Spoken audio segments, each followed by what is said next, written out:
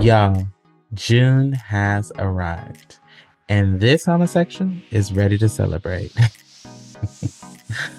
Pride is wrapped in color, celebration, resistance, and reflection. Pride Month is more than just rainbow flags, parties, and parades. It's a reminder of the people who fought and protested, who loved loudly and created spaces for generations of LGBTQIA plus people. And it gave us the space to live openly and authentically. It is a month rooted in history, resilience, and community. And for many people, pride is joy. It is seeing yourself reflected in the world around you. It is chosen family, music, laughter, dancing in the streets, and moments of freedom that once felt impossible.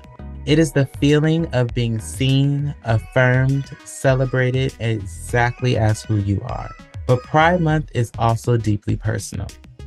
It holds the stories of queer and trans people who continue to navigate discrimination, violence, and rejection, and the emotional weight of simply existing in a world that still debates their humanity.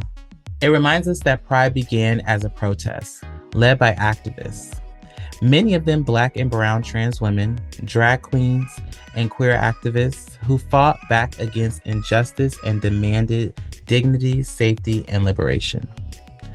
June became Pride Month because of the 1969 Stonewall riots in New York City, where members of the LGBTQIA plus community resisted ongoing police harassment and violence at the Stonewall Inn. What started as frustration and resistance became a turning point in the modern LGBTQ plus rights movement. 1 year later, the first Pride marches were held to honor the uprising and continue to fight for equality and visibility. And while June is recognized globally as the kickoff to Pride season, Pride itself does not begin in just 1 month. Communities across the country celebrate Pride throughout the year for different reasons, whether local history, accessibility, and/or just a reason to celebrate. Pride is celebrated in many different areas. From summer celebrations to Black Pride events, trans Pride gatherings, Latinx Pride, and local community-based Pride festivals, each one reflects the diversity and intersectionality within the LGBTQIA plus community itself. This June, Pride feels especially important. Across the country, around the world, LGBTQIA plus communities continue to face attacks on visibility, healthcare, education, and basic human rights. And yet, despite all that shit, queer people continue to create art and build families, care for one another, and show up with courage and love. Pride Month is also a call to community care, to check on one another, to make space for difficult conversations, to support queer and trans voices, not only in celebration, but in protection. To recognize that healing is happening. It needs to happen. It needs to happen in community, and that sometimes the most powerful form of self-care is knowing you don't have to survive alone. At its core, Pride is about people. It is about authenticity. It is about freedom. It is about the right to exist fully, loudly, softly, unapologetically, and safely. And maybe this month is also the opportunity to ask ourselves, how do we continue showing up for each other after the Pride parades are over? How do we protect the most vulnerable within our community? How do we create spaces where everybody feels like they belong? Because Pride is not just a moment. It's a movement. It's a memory. It's healing. It's a community. And it is love that refuses to disappear. And that is the real Chisme. Happy Pride Month.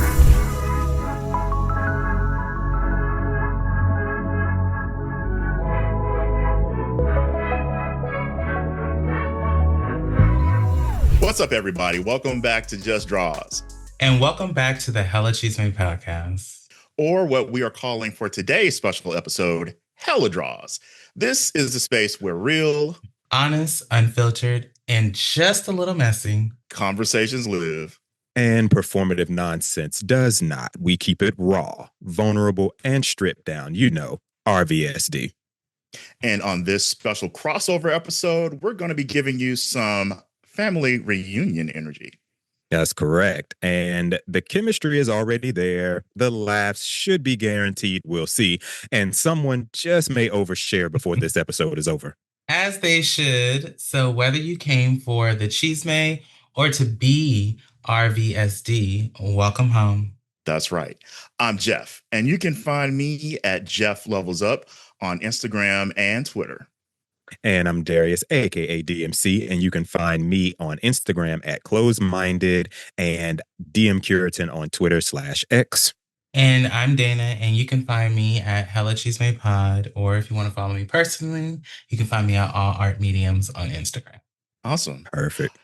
All right. So tonight we are coming from turn my video off in the process. Right. I see. Yeah, we're coming from no video. Got it. We are coming from Dorothy Height Hall because this is a crossover episode. That's right. Dorothy Height It Hall. is a different world where you coming from. That's right. Love it.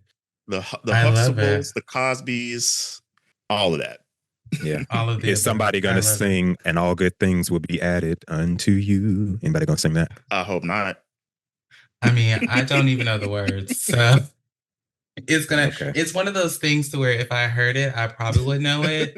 But I am definitely not a title first person, or I'm like, and I mean the same way with names. I need to see your face and then I'll put your name to your face. I've never been a title first or name first type of person, but that's just, sometimes that's how my brain computes. Even though I work in HR, it's still like, I need a little bit more information before I can give you the information. Okay. All right. Yeah, I'm super bad at names myself, so.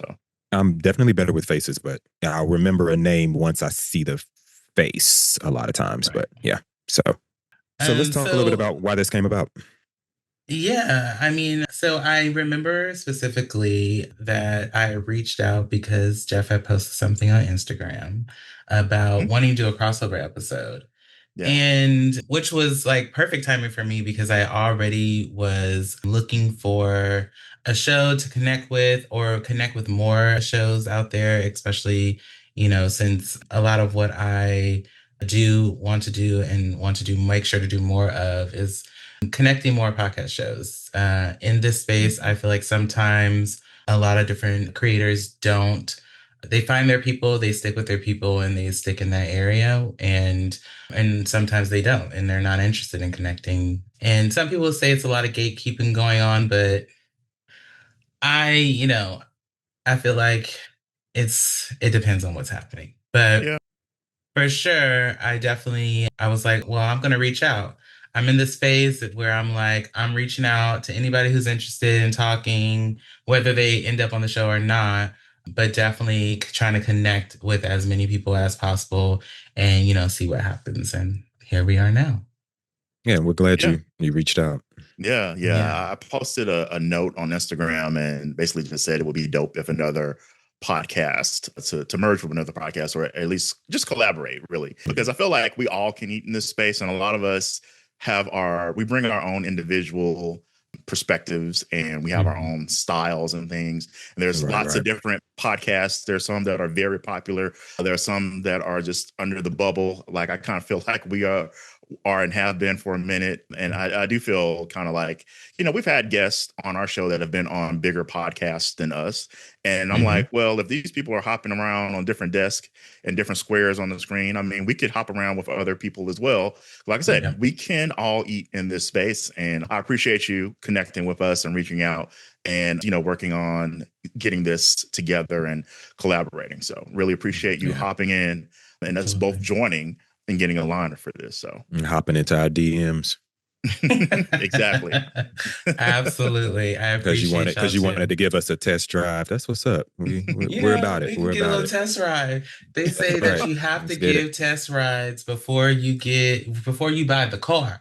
Yeah, that's fine. We're definitely down for a test drive. So yeah.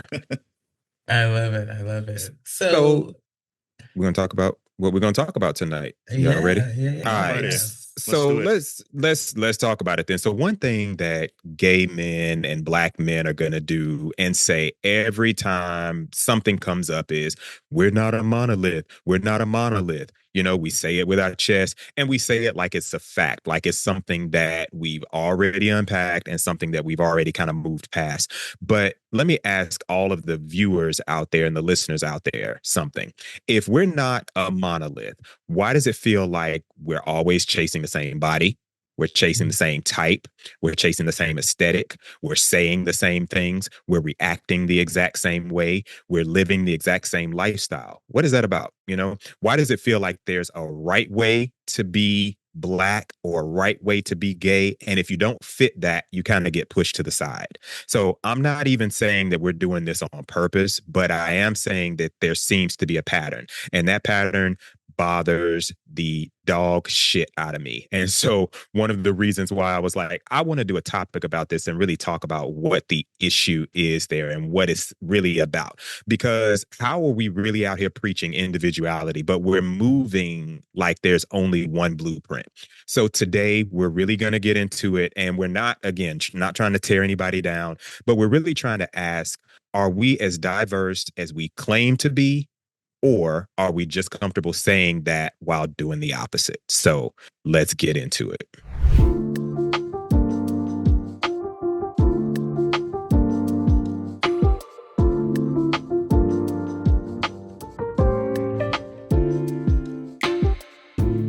All right. Now, let me ask you two first. When you hear the phrase or the idiom now, all right, we're not a monolith. What does that actually mean to you? You want to go first, Jen? Yeah. So I see this a lot on different discussions in different groups on Facebook and on, of course, Twitter, where a lot of discourse happens. And basically, it's always in relation to how we're not this big group of gay men. All gay men don't do this and all gay men don't do that. And it's usually fighting against something that has been perceived as something that all black gay men do. Well, because we're speaking, of course, in terms of black gay men or black men of color, if that's what you want to call that. POCs anyway, is what, the POCs. The POCs, yes. So, yeah, to me,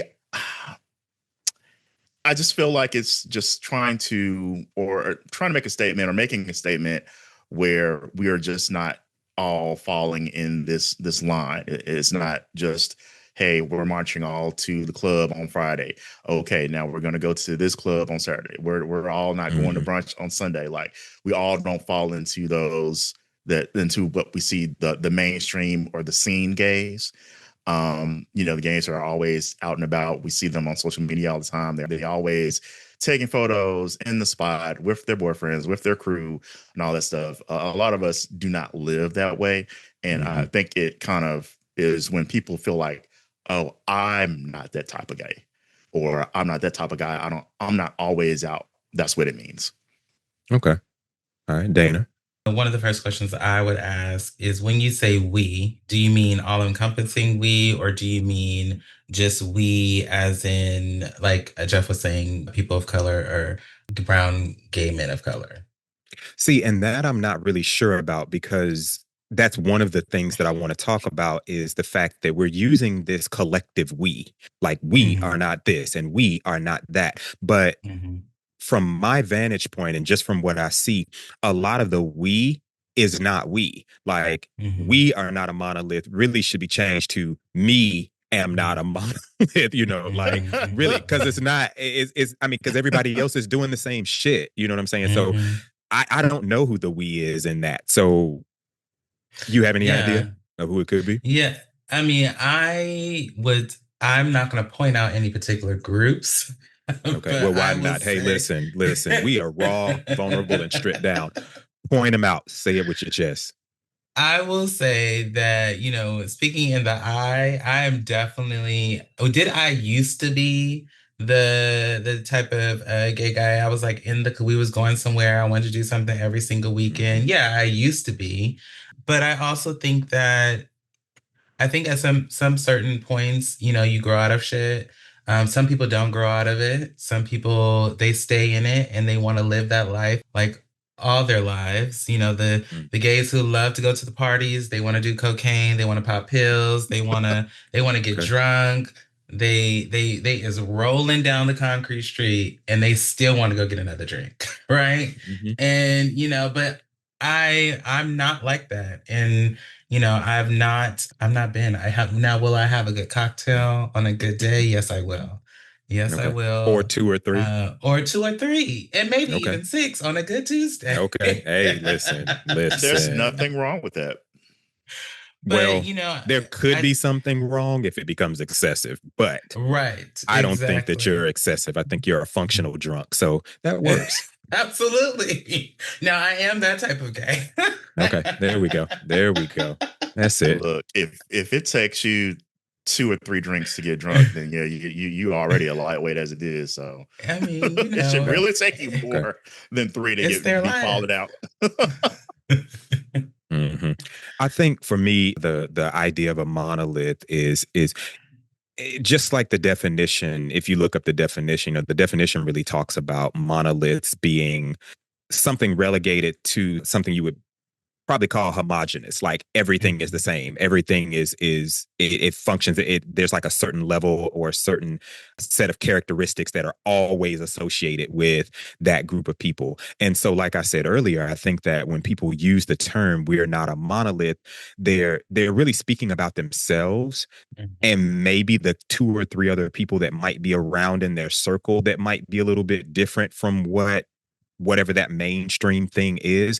But Yeah. honestly, I think that we are monoliths. We're going to get more into it, but I really think that we are a monolith, like as a whole. So it doesn't really mean too much to me. I think honestly, it really just means it's just another thing to say. Mhm. Like one of our previous co-hosts talked about not hearing the term generational wealth. Like it's just some shit to say. Like everybody's using this buzzword, everybody's using that buzzword. So I think that's kind of what it is. Hmm. Well, and I also would just add one last thing of it's okay to be like, I'm not just this Hmm. one-sided way. I have layers, which is fine. I Um, don't know uh, about that for some people, but no, I agree with you. I already mhm. I watch but I agree. I do, but I mean, but it's also, I think sometimes people don't know how to communicate to and say that, there's more to me than the fact that I'm going out every other weekend or the fact that I'm hooking up with a couple of different people on one night or every other weekend. And that's fine, but you know, it's a way to explain that if people choose to explain, but we know some folks don't like explaining themselves either. So, Yeah. But like you said, I feel like there's nothing wrong with doing those things if you right. want to hook up with random people every weekend or every night, or if you want to Mhm. go out and spend time at the club on Sunday fun day, this and the other every weekend. That's fine too. I think we all have those experiences, at Mhm. least for a season or just for a couple of weeks or whatever. And then, we may fall back and do other things. But I think those are pretty common experiences across the Black gay diaspora, if you will, that, Use the people term. Use the I was term. just about to say, right, okay, Black gay diaspora. that people Exactly. they go out, they go to circuit parties, or they may go to a circuit party and have that experience, but there's other people that they do that all the time. And I think, Hmm. when we see, oh, well, so and so, they always out this and another, and then you have other people like me that go out maybe once or twice a month, and then you don't see me anymore. Mhm. And then that's the end of it for me, because I've got that experience, and I can like, all right, I'm good. It's 1 o'clock, I want to go home and get in my bed. But I also may want to be like, all right, hey, I do want to go out to brunch and look at the gays and look at the fishbowl of people, because it's just something that I think that we do, and I think we'll get back into, or we get into that a little bit later, because I think that's part of one of our other talking points. Hmm. Okay. Oh, go ahead. I was gonna ask a follow-up question, but Sure. I'm gonna Go let you ahead. go ahead. No, no, no. Go ahead. Go ahead. So, I mean, I guess one of my follow-ups would be if when we're thinking about how to engage with the communities and the different folks that we meet out, and not and being different gays. Like when you think about all the different areas and categories that gay people are put each other in, or the bears, the daddies, and all of that. And when we're thinking about the topic of being monolith, do you think that plays a part into that too? Like how we categorize ourselves into these communities, and we don't feel like we can cross over into the different spaces. I think that that's part of it. I think Mm. that when people find something to latch on to, whether Mm. that's a small group of friends or a larger community or a person, something Mm. like that, it becomes that becomes their identity. Like that becomes Mm. who they are. They take on all of the characteristics of that, and then they begin to gatekeep. And I think Mm. that's where there's a lot of problem there. Like when I date, one thing that I tell people all the time is I'm not interested, or I don't want to be your existence. I want to be your extension. I want to be an extension of who you already are, but I don't want you to stop doing and being who you are because you're with me, kind of thing. And I think, again, that's kind of what happens when people find their quote tribe, or they find their group there. They latch onto that and they take on all of those characteristics, and then before they know it, they don't realize that everything else has kind of passed them by because they have Mm. been so siloed in that one specific population or subset of people, I should say. Yeah. Yeah. I can agree with that. But I also kind of noticed, like you said, a lot of times when people fall into these subcultures, they just kind of end up sticking with that group. Like, there's, like you mentioned, there's the bear Mm. subculture. There's the OnlyFans subculture. There's the guys that work out and lift weights all the time subculture. There's Mhm. the socialites on Instagram subculture. Like there's all of these different groups, and they all kind of like gel together. And they kind of sit in their lane, in their circle. And like you said, it could be hard to get in if you wanting to be into that lane or that field, because you want to be a socialite or a himbo, and you want to be like, okay, I'm going to work out and get muscular and take photos of everything and get this social media following so I can use that for another endeavor, or I just want to make money and sit down and just, take photos and get on OnlyFans and do all that, and there's nothing wrong with doing those things. But it does get to, I mean, you end up, those people that get into those circles tend to kind of be locked in because that's all they kind of hang around. And then Mm. everybody else is just kind of like fans or watchers from the outside. At I least think that's how I that's feel it. Yeah, I think that's dangerous though. Mm. Dangerous in what way? Because again, you're so focused in on that singular sort of thing, which is what mono means. Mono means one or singular. So when you're so focused in that group, or you're so focused in on that specific subculture that you're talking about, then where is there room for individuality, or where is there room for when you want to step outside of that? And then the community or the subgroup, subculture that you're a part of doesn't embrace that. Well, I mean, I think there's room for those things because, like we just said before, people are layered. And I don't think that every OnlyFans person, even though out of the people that do OnlyFans that I know and have met, that's not the only thing that they are. They're different Right. things. Right. And at the same time, even with the himbos, like that's not all that they are. It's just like if I was a person that was a social media influencer and had all of these different followers and was taking pictures all the time, for every one picture that you see, I would have probably taken 50. And I'm Mm. going to choose to show these that give me the best light. And the ones that I don't like, I'm going to delete them off the phone. I don't even want them in the cloud or the Google Cloud. I don't want this to ever exist because this is not a good photo of me. And if something happened to my cloud, I don't want it to get leaked that I took this bad picture where I'm looking like, I don't know, Dot from Mad TV. I just don't want to have Yeah, that. I wouldn't want to have that out. You know what I mean? So Mhm. I know it's we have to remember that these what we see on social media is very curated and done purposely with some type of intention. But I don't think that those subcultures, and the only time I think I'll say that I feel like it gets dangerous is when that becomes your personality. So if your personality is an OnlyFans person, my personality is I work out, my personality is that I'm into this kink or whatever, if that's what makes you who you are, that's when I think it gets more dangerous than anything else.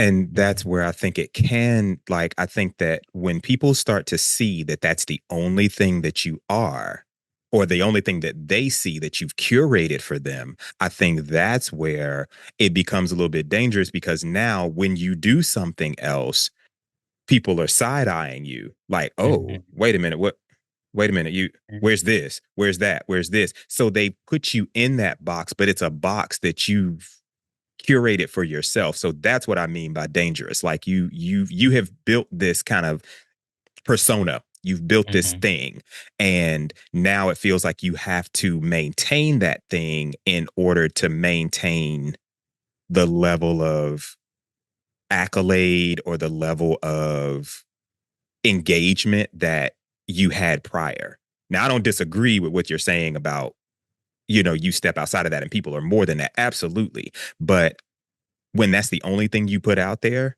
that's the only thing I have to consume. You only put meat on my plate. I don't know that there's vegetables. I don't know that there's macaroni and cheese. I don't know that there's mashed potatoes. I don't know any of that stuff. All I see is the meat, and you're like, oh, okay, well, that's all we got. Huh? Yeah, right. And, yeah. And some people, are all about meat. That's fine, but still, like, give me some sort of variety. I get that, and I also have gotten to the point where I don't think those people care. Like, there's people that I don't follow these people, but I've seen very popular people come across my timeline on Instagram where the guy takes the exact same pose over and over and over again. And the whole grid is this, and people are just going up for it. He's getting all these likes. And I'm like, this looks very boring. You doesn't hold in your mouth the exact same way in every shot. And it's like, pose, what? The time of day may be a little bit different. The outfit may be different, but everything else is a different color. It's not a different color. But you still got the light skin face. You still got the light skin face and the duck lips. Yeah. Everything is the same. And I'm like, okay, well, I guess. But I also have a person that I do follow that I've been following for a long time, where when he posts something that's he's showing off his skin, he's showing off his chest, he's showing off all these different things, he will get a ton of likes. If he shows something like, oh, I'm just going on vacation, and he's clothed, he doesn't get as many likes. So if you're a person that is trying to get those likes coming in and get that engagement, then okay, well, I'm seeing that I am, when I do this boring thing, quote unquote, or this regular thing, I'm not getting that attention. But as soon as I lift up my shirt a little bit, or, cover my dick, but I'm completely naked, I'm going to get all these likes. And I'm going to keep on doing that because I want to get those notifications. I want to get like, hey, I got 1,000 likes today for this picture. So. Okay. I can understand that. I can get with that. Okay, so let's move on to a little bit different topic. Okay, so because we're talking about social media and engagement, what do you guys find yourself gravitating towards when it comes to social media? Like, what are you following? The himbos? Are you following the social media influencers? Are you following just other content that's not necessarily about individuals? If you say himbo one more time, that's what they are. That's what they call themselves. So there's this here podcast. Have you guys seen? What is that damn show called? It's on Amazon Prime. It's Daddy something, and essentially they have daddies and himbos that they're trying to date. It's a dating show, a gay dating show. I know what you're talking about. Never heard of that. And it's because I am not a monolith. So in that way, I'm like, I'm gonna watch all of the gay shit that I can as much as possible for the love of dilfs. For the love of dilfs. Yes. And so there's daddies and there's himbos, and they at the end of it, they're trying to get a himbo or a daddy, whatever, vice versa, and then they win money if they're a secure relationship. So Anyway, define what a himbo is.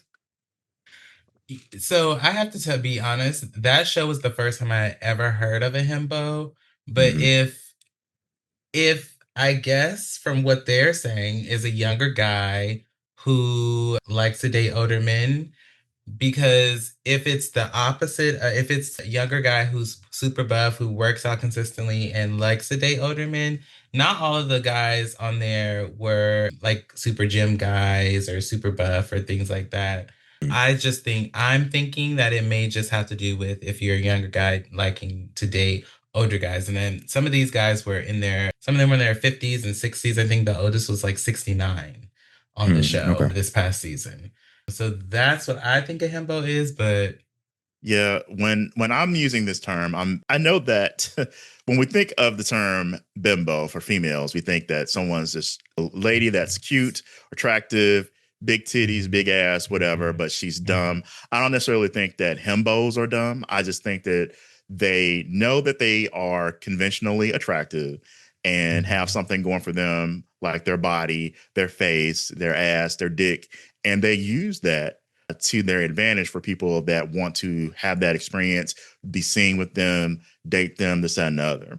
And it's not necessarily, and it may come off as if I'm being negative about it, but not really. I just feel like that it's just when we know it when we see it type of thing, kind of like porn. I know it's when I see it. I would hope so. It's just one of those things that, you know, the guys just has a conventionally attractive body, conventionally attractive face, and they're working it to their advantage. And there's nothing wrong with that. Use what you got to get what you want. They dipping it and doing it. Dipping it and doing it. But my thing with that is, you know, own it. Don't just be like coy about it. You know, if you know that that's what you're doing, just own up to it. It's fine. It's cool. I can tell you one sign that I feel like to tell someone if someone's a himbo or not, if they have a Amazon wish list in their profile. Okay. I'm thinking about, do I have that? Yeah, people have that in their profile. And they want somebody to send them some of those random things that are on their profile, on their straps, jock straps, protein powders, PlayStation games, like all of that stuff. Wow. Okay, I know someone is doing this and paying this for you. Otherwise, you wouldn't be doing it. Not me though, but you know, hey, not me, girl. Not me, girl. Not me. But you know, if you can get it, go ahead and get it. You know, somebody wants to pay for it, you know, let them do it. Do it. Let them do it. I Not mean, my that's money. their life. Oh, hey, what's going on? I didn't know you was here. Hold on, listen before you stop watching. I need you to go ahead and subscribe to this channel. Yes, click that subscribe button up there on this YouTube channel and turn on your notifications so you know when the new stuff is coming out. And if you subscribe, you can catch up on all the episodes you done missed, child, because it's a lot here. And you need to stay here, because we need you. All right, we'll get back to this episode. I'll talk to you later. Bye. So, in getting back to the question that you asked about what do we find ourselves gravitating toward, like more recently, I don't necessarily find myself gravitating toward gay content per se. I mean, I have a set of things that yes, I gravitate toward at those special times of the night, or special times when you wake up in the morning, or special times after you've eaten lunch, or special times right before you take a nap, like, you know, that sort of stuff. I get that. Those are I have a lot of special times during the day because I'm a special type of guy. I'm not a monolith. So, but any other time though, I usually find myself engaging with stuff that is funny, stuff that is going to take me away from all of the heaviness that we have to deal with in society, being Black, being gay, gas being $9 a gallon, you know, like shit like that. So I find myself gravitating toward things that are going to make me laugh, things that take me back to nostalgic periods in my life. Like I just ran across, I'm a big Mad TV fan, and I ran across a website or an Instagram account that pulls all of these old Mad TV clips. And so I get those throughout the day. And it just reminds me of, oh man, I remember exactly where I was when I saw this episode. I remember this. I'm spitting these lines out verbatim of what's happening. So I find myself gravitating toward stuff like that more recently, but I can't say in terms of like gay media, like there's nothing really super specific that I gravitate toward. I mean, I've mentioned on the podcast, my gay guilty pleasure is RuPaul's Drag Race. So I will watch stuff related to that, but it's not like that's the only thing that I'm paying attention to. Mm-hmm. Yeah, I picked up my phone because I wanted to see what came up on my Explore page because that's the first thing I think of. Because my Explore page it's just all kind of shit will pop up on my Explore page, and I was like, it was meat.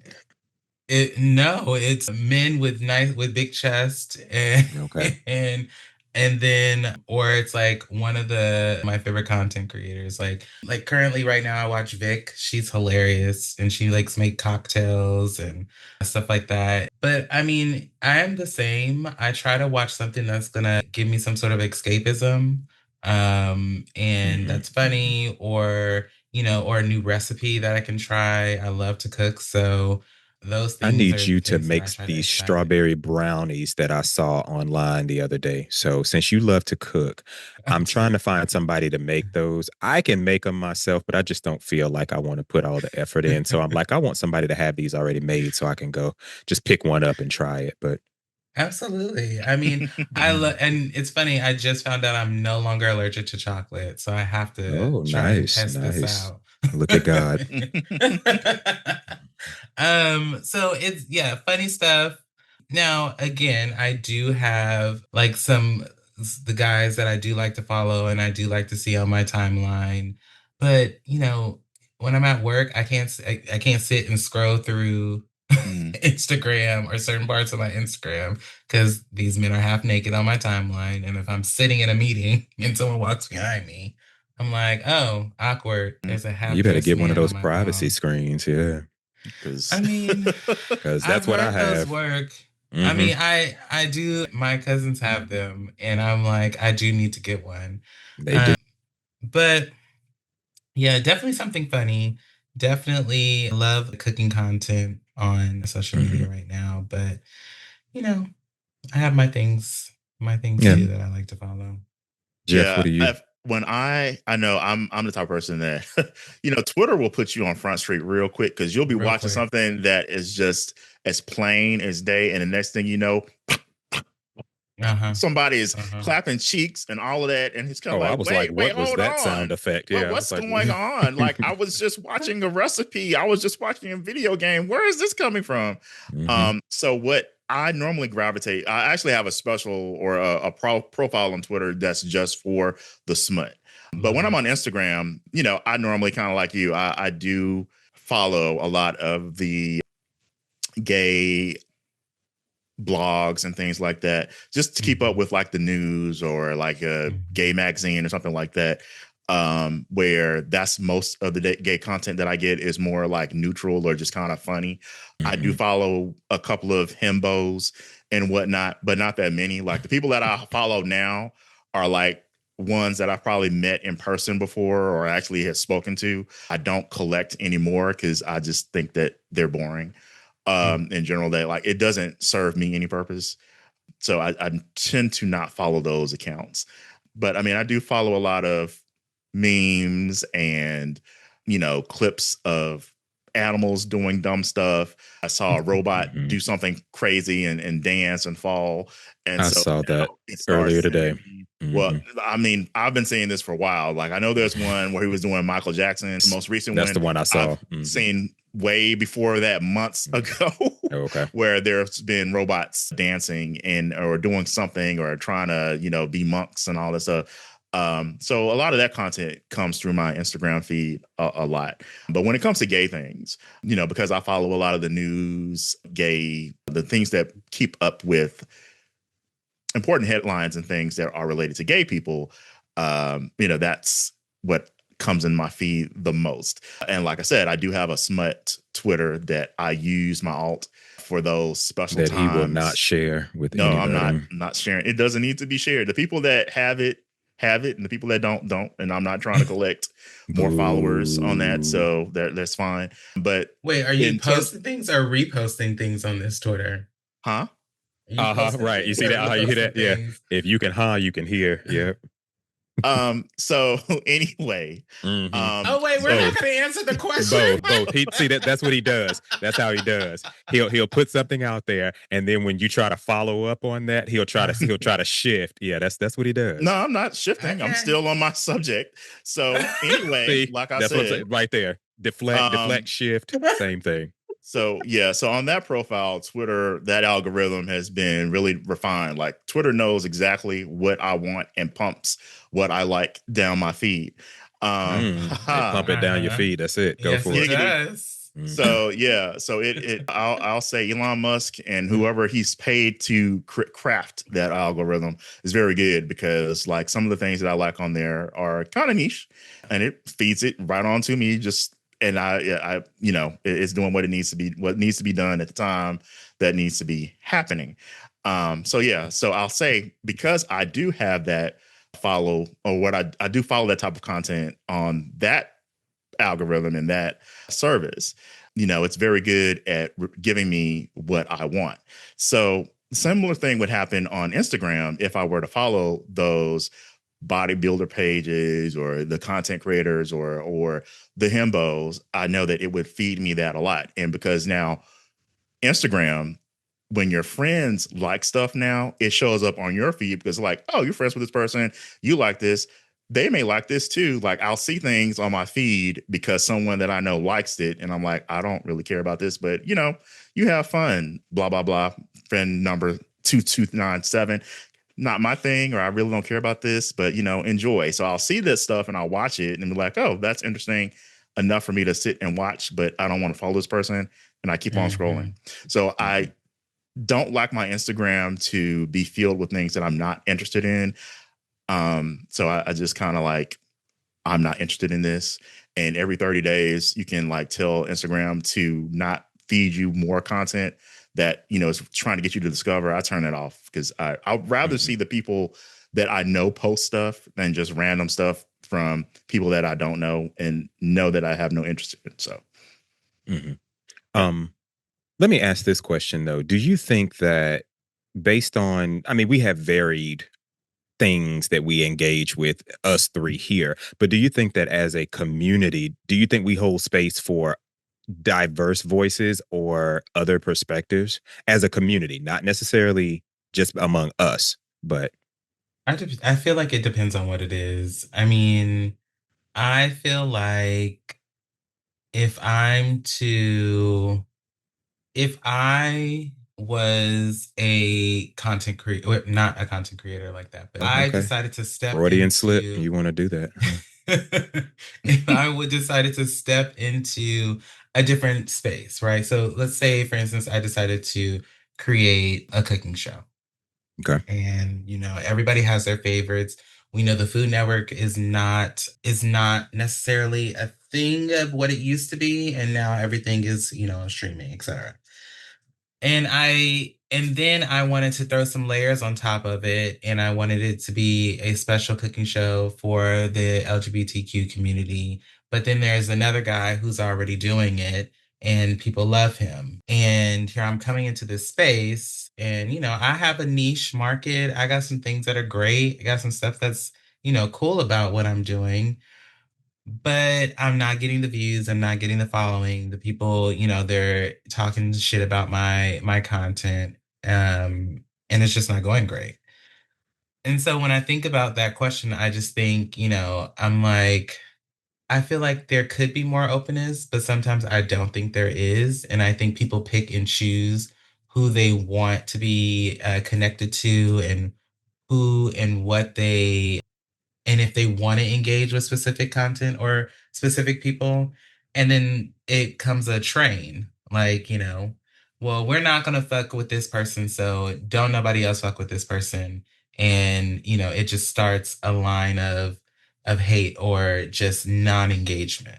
Short answer, It does depend, but I do feel like it's not always interest in diversity in certain areas, depending on what. And I totally agree with you because I feel like even when we started this podcast, when we started just Drawz and it was the four of us, like, I'm not saying that we were great out of the gate. It took us a while for us to kind of find our format and our footing and this, that, and other. I'm not saying that we're the best podcast ever either, but I will say that I feel like a lot of times people like to hop on the train when it's already popular instead of getting on the train like as it's leaving the station, because there's people that follow me and Darius individually and they do not follow our podcast. Like there's some people that I would have expected to be like hopping on board and following the podcast, social media, and nope, crickets. And I know that they follow the bigger names that we also follow, the other podcasts, because I'll see blah, blah, blah, like this, blah, blah, blah, like that. I'm like, oh, that's cute that you like this person that already has, 20,000 followers and this, that, and the other, and, getting awards and things like that. But what about the people that you've actually had conversations with in real life? We would like a like as well. But, I'm also who have your alt Twitter. Yeah. Like, that would be nice. Yeah, if they had my alt Twitter, they would know how to find me. But we're not talking about my alt Twitter because we're talking about this. And right now, what we're talking about is the people that don't follow our podcast that follow us individually. So if those people took the time to follow us, but they don't follow the other people that are way more popular than us, I just don't understand what the disconnect is. And again, like I said, maybe they don't like our content, but just on GP, I know Jeff. I know Darius. I'm going to follow them and I'm just going to like it just because it's them and I want them to grow. I don't know why they don't do it and I'm not interested, but I'm not interested in finding out, but I'm also not the type of person to beg people to follow us because I feel like if you don't want to follow us, that's cool. That's fine. But if we ever get to the point where we've gotten to critical mass popularity, and for me, I feel like that would just say like, let's say 5,000 followers on YouTube. And then I see those little likes come through from those people and be like, oh, okay, cute. Not going to say anything. I'm just going to be like, oh, that's nice. You finally got on board. Well, you need to go back to 2023 and watch those episodes too. Listen to those audio only. Yeah, right. While you hear. So, yeah, I think while we do have the availability to create these spaces, we can't force people's hands on what they consume, and I would appreciate people saying, hey, y'all podcasts suck, or I don't like this about your podcast. At least I know you've watched, and now we've got some feedback so we can know what we could work on or make better. Those things would be great because I don't want people to just kind of be like watching just to watch, or there's TV shows and things that I feel like are pretty much B-movie type of content that's on YouTube and other things, and people just watch because it's gay people and like, ooh, this is so great, blah, blah, blah, blah. And as soon as you criticize them, then it's like, well, you need to watch them just because they black and gay and blah, blah, blah, this and another. Well, your audio is wrong. You're like, you got the left side is one person and the right side is the other person speaking. Like, y'all need to down mix or mix your audio correctly. But if I say something like that, then now I'm hating. So, I don't take it as hate. If it was the same thing with us, like, well, Jeff's camera is always fuzzy. Why is his lighting always bad? This and the other. Fine, great. Now I know what I need to work on to make this better. So the next time you watch Just Drawz, you would see that Jeff's lighting got better or Jeff's audio got better. These are the things that, constructive criticism is perfectly fine. So yeah, I feel like we have the ability to create these spaces. Everyone's just not, the monolith is not hopping on to watch all these different spaces and the different niches and the different subcultures. So I don't think we hold space. Personally, I don't think we hold space for diverse voices or perspectives. Like you said, Jeff, soon as you say something that is contrary to what they believe or contrary to the rhetoric that they are spewing at that point, or the rhetoric that they are producing at that point, soon as you go against that, yeah, you're hating. I mean, I can give you a prime example. There was a person that I follow online, and we met years ago, I think it was, and everything, we were cool, everything was fine, and we kind of lost touch, but we were still close on social media. We still follow each other on social media. I ain't gonna say close, but so he posted something. This was probably 2 years ago or so, and he said something to the effect of, "Oh, am I thick?" And like he took this picture of his body, and it was like, no, so I posted, I said, well, I said, no, I said, you're not thick. I said, but you are definitely, still very attractive or whatever, but thick, no, and he immediately responded and said something about he was trying to keep things cute and et cetera, but I didn't need to say anything. And I was just like, well, you asked a fucking question to the people. And so when I came in and said, no, you're still, I mean, you're very attractive, but no, you're not thick, and you're chasing that because the community values that. They value a fat ass, a big dick, muscles, tall, dark skin or light skin, whichever one you want to go. They value those singular sort of attributes, and so you're chasing that. And I'm like, nah, you're not thick, but. So it's stuff like that. So I don't think we hold space for that. I don't think we hold space if somebody came along that was doing something completely different than what everybody else is doing in the space, that we wouldn't embrace it. We wouldn't go, oh, you know what? This is different. This is something that's not the same. And that's one thing that we talk about all the time with this podcast is that I don't like talking about love, sex, and relationships all the fucking time. Mm-hmm. All of the other gay podcasts, I ain't gonna say all of them, but a lot of the other gay podcasts hinge on love, sex, and relationships. And it's like, okay, I don't want to talk about that stuff. Let's talk about something else. Let's talk about politics. Let's talk about, we talked about friendship. Let's talk about food. Let's talk about memories. Let's talk about stuff that relates to us as being minorities and our experience as Black men. Let's talk about some of those other things. But again, we don't see that. It's all of the views and the clicks and the likes come from the people who are talking about love, sex, and relationships. Who should pay for the date? Yeah, who did you fuck, and how was this, and what happened when this happened? Yeah, I went to a sex party. This is what happened, and this is what happened at the sex party. Yeah, and glory hole, and I'm like, I don't want to talk about that all the time. Yeah, and we are a sex positive podcast, but we don't want to talk about that stuff all the time. Like it's like there's other shit to talk about. There should be other shit to talk about. I also think, people in shows or content creators that just do things for the wow factor. Like, they'll go out there, they'll throw a bucket of ice over their heads with a bunch of color in it in order to, make people look at it or make people click on it or whatever. Or the get ready with me videos. The get ready with me videos. I mean, and even, when we talk about unboxings, I've done a couple of unboxings just to get my feet wet to see if there's something that, if I enjoy doing it or if it's something that I can keep consistent, because I will go shop. I'll go buy some shit. But, that's the thing. It's like, the people want to follow trends. And when I started my show, that was one of the other things. I was like, I'm not doing shit to make people, just to have people click on my shit. I'm not going to, I'll talk about sex and it can get real raunchy real fast. Sure.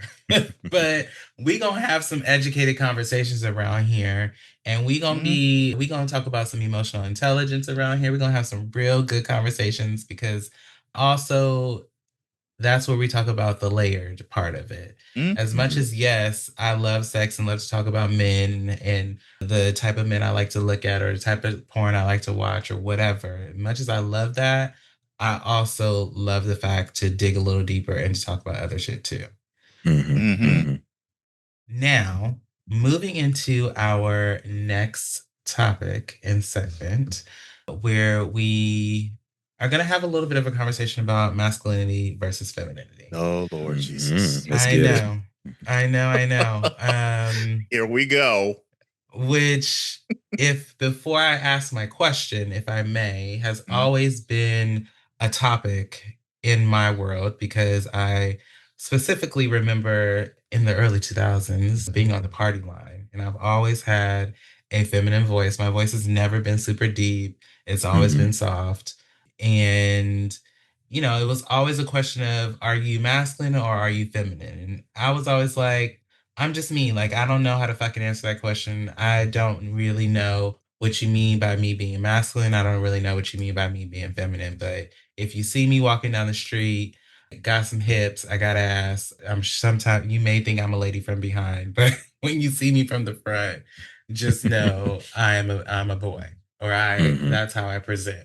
But why do you think masculinity is still more valued in gay spaces when we think Ooh, about let our me go culture? first. It's two reasons. Number one, it is what I consider like a premium option. Mhm. And there are some people. I used this analogy years and years ago with a friend of mine when he was talking about dating. And I said, do you all remember? And they still do this now with some restaurants where you get like the 2 for $20 deal or something like that. All right, Jeff, you might know where I'm going with this, but you have the 2 for $20, right? So when you go to the restaurant, the 2 for $20, there's certain things that you can choose on the 2 for $20. All right. But then there's what are called the premium options. And then if you choose a premium option on the 2 for $20, or the 2 for $20, that's a little bit more. It might be 2 for $25. And then there's another premium option there that might be 2 for $30. So they don't tell you that on the initial when they're advertising the special or the deal. Most people come to the restaurant with $20. So they really only can get the 2 for $20, but they want something that's off of the 2 for $25 list or the 2 for $30 list. So that's one thing. So it's kind of not as attainable for certain people because, like you just said earlier, like some people, even though you are you are a man, or you're male, like there are certain things that present not necessarily traditionally or societally male. So that's one. The second thing is that masculinity is very hetero leaning or hetero adjacent. And there are some people who value that being able to pass in society. And if they're not able to pass, being who they are, that it's something again that they are looking for, something that they want to Right. attain. So I think that those are the two things that I think are very why it's still valued. I think that masculinity has the perception of being more valued because, like Darius said about the heteronormity about it, because we have this still, and probably will still have this until the end of time, a lot of men desire the DL guy. And so the DL guy is going to be someone that is bi, still engages with sex and relationships with women and has sex with women and, will be married, date women, these things.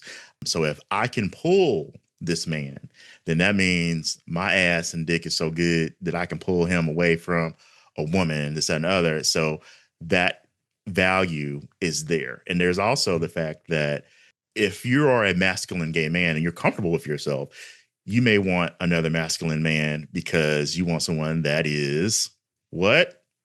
All together now, unclockable. I And thought you was getting so ready to say himbo. no, not no. So you want someone that's quote unquote unclockable so that y'all can go do the things and it not be so obvious that you guys are in a relationship. And that makes sense. You're a man, you're gay, you would be attracted to another man that is going to be masculine and manly. But that also kind of discounts the fact that some masculine men do like to have a more femme presenting man or a butch queen or someone that's in between. And there's nothing wrong with that either. I just think that in general, I think the out loud and proudest people tend to be more comfortable with stating what they want. And so if those people are also, I'm wearing the rainbows, good with having the makeup, a light beat on my face, I'll wear, like fingernails and these things and the other. I'm comfortable with myself because I'm me and I wear whatever I want. And if it is something that ladies wear, okay, well, I can wear what I want to wear. I'm a man. I can do that, right? Because we have those people that tend to be the most vocal. If they're desiring that, that's where I think that value comes from, being masculine as well, because the muscles and the chest and he works out and he got a job down to the garage working on the cars, or he owns a lawn service, or he's a barber. All of these big buff football players, basketball players, all those things, that is what people put value on. And it's interesting too, because even though we are a gay podcast, I feel like that also translates with a lot of lesbians. Like, they really like masculine presenting studs as well. I mean, even though the pretty girls, they got their own things, but there's still a lot of desirability for those masculine presenting ladies as well when it comes to their gay relationships. So many things are said, and I'm just like, when I think back to, because my husband is not very masculine, and I feel like there's things that we do that would be considered masculine, like, we work a lot in our yard and we do a lot of stuff around the house, etc. But when I think about when I was dating, and you know when I think about men that I've been attracted to, I feel like they not always have been very masculine. And when I think about the value of it, it's really just, what it boils down to me is, can you keep a job? Do you know some things? You got a little street smarts on you. Can you change a tire? Because I don't want to do that. And will you take out the trash? Because I'm not doing that either. It's like, it's not necessarily, I don't know. I don't know. I can't seem to think about like the masculinity portion of it, or if I value that, if it wholeheartedly needs to be something that needs to be a part of somebody that I'm dating, or somebody that I find attractive, or something like that. Or can I find the masculinity in some of the things that they're doing, instead of holding that to be one of the main things. The other part is, I've never liked DL men, never been interested. They have been interested in me, but I'm like, no, because I don't have time. I will go to jail. Okay. I don't have time. I will go to jail. Look. And it's fine. We don't need to do any of this. So let me ask you this in terms of femininity.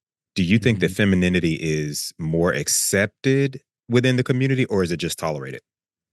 I think it's tolerated to some extent. Like Jeff brought up nails, and I get my nails done. Have always gotten them done. I've gotten them done since I was 18, and then as I gotten older, I just was like, okay, I'm gonna get back into it because I can keep it up. It's what I do for me. But I don't wear nails. That's the thing. It's like there's creators and people on the internet who wear nails. These grow out of my body, and I just go get them done and painted. And I think that it is tolerated. I think that, depending on who you're with and when you're out, and if you're trying to be interested, it's like, if they like it, they like it. If they don't, they don't. I mean, I remember when I started dating my husband, it took me a long time before I would let him see me get dressed, because on some days I put a little light beat on. And I was like, oh my God, this man can't see me. Putting on concealer. Right. Until okay. Until it's time. And and I think, and with him being in the beauty industry already, it was fine, obviously, but I think it also may sometimes be what's in the back of our minds of, if I'm out here, I'm dating, what are these people going to want to see from me? And how can I make myself that in order to get what I'm looking for or what I want out of it? Mm-hmm. Gotcha. Jeff, I'm sorry, you were getting ready to say something, right? Yeah, I was going to say, like, similarly, I've dated who I thought was attractive, not necessarily desired or put masculinity as the primary thing, or the primary metric when dating them. If they were masculine, it was like, oh, okay, cool. But I've dated from masculine to what people could say in between or a butch queen or whatever. I liked them. So I didn't really care about the level of masculinity that they had. I kind of like, okay, I'm attracted to this person. We get along. Everything's cool. Let's see where this goes.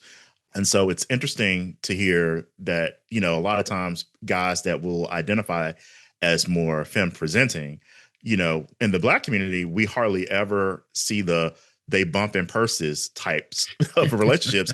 And, I've seen that a lot of times. Who's doing the bending? Right. I've seen that a lot in other non-Black relationships where you can see, oh, the two white guys are together and they're both more femme presenting. There's two guys that were on Drag Race, a season that I watched, and they were both drag queens or whatever. And I'm like, oh, well, that's interesting because you would hardly ever see two Black drag queens or people that were in drag culture like that, at least not from my perspective. So let me say my experience. See that type of relationship happening. You would see more, okay, so one person is more femme, the other person is more masculine, or they have a similar type of masculinity level, but not anything where the femininity level are kind of like more in tune with each other. So I think that's very interesting that you have a relationship, that you have a husband, not a relationship, that you got a whole man, you got a ring on it. Situation for you. So I think that's very interesting. But yeah, my dating history has been all over the place when it comes to the types of guys that I like, but I never really used that metric. And as far as like DL, man, I did that once when I was in college, just for the excitement of it or just not knowing any better. But I've been in a room where guys are DL or were DL, or I guess they are DL, that said that they would deactivate their living experience if someone found out that they were messing around with men. And I was like, I didn't need it to be solidified, but that was like, all right, I'm sitting over on this side of the room now. You can stay over there. I'm good because it's not that serious to me. So yeah, I don't that DL path y'all can have that is not a road I want to be down. Too many people being deactivated from life because of that. And I'm not going to be the one. I'm too old for that. And as a person that is out of the closet, living their life the way they want, that would be a regression for me to have that experience. So I would implore any of our nephews that are watching this, get that DL out your system and leave that man alone. Yes. Wiser words were never spoken. Let's talk about something else here. In season 1, when we did an audio only podcast, the first episode, it was our pilot episode, matter of fact, we talked about the lack of gay male representation, specifically in the media. Okay. So do you think that we're more represented in mainstream gay culture, not necessarily just like mainstream culture or media in general, but mainstream gay culture? Well, I feel like we definitely have a little bit more representation of Black gay men as far as media goes. Like, P Valley, of course.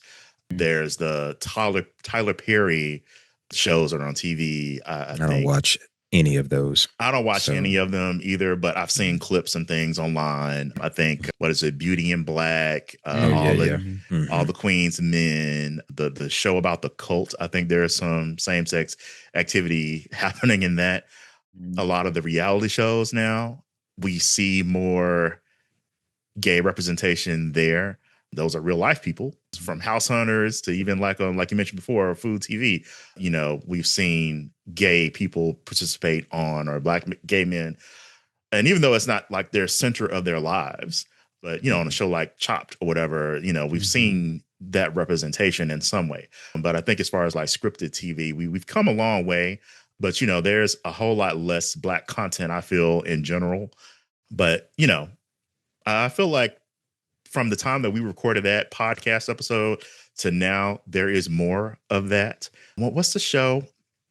The one with Kim Fields and the guy that The Upshot. the Upshots. Yes, yes. That character that married the content creator OBO. So there's that. So yeah, we've got some representation, at least in scripted TV. I would say yes to in all of the above of what Jeff has already said. And I would say for sure in, the spaces that we're into and then in music too.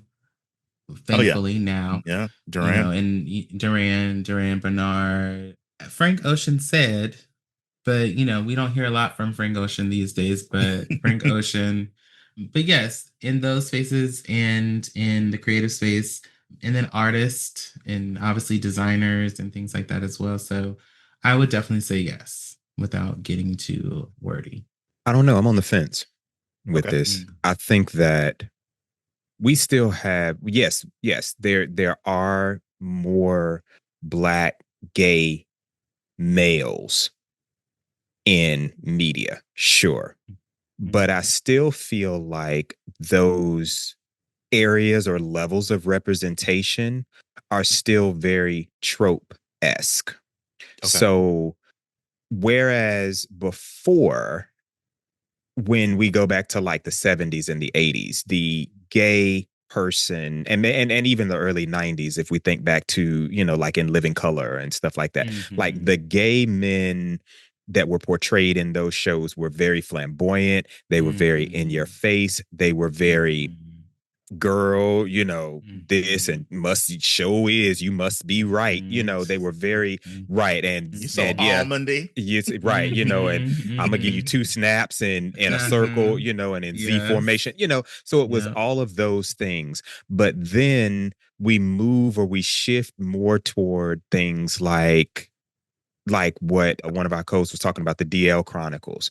But even in the DL Chronicles, they were still tropes. It was, okay, we're not going to show you the flamboyant gay male anymore. We're going to show you the more masculine presenting gay male. And so now it feels like that's what we're getting a lot more of. Like, it doesn't seem to be a healthy mixture of both. It's like one or the other. Either we're going to give you sissy queen, or we're going to give you unclockable trade, and it's like, okay, where's the balance in that? Like where are they mixing with each other in that? Like it's not there per se. So, or where are the gamers? Where are those people who are gay men who play video games that are a little bit more nerdy? Where are the people who are a lot more creative and just eccentric, but they're gay? Where are the people who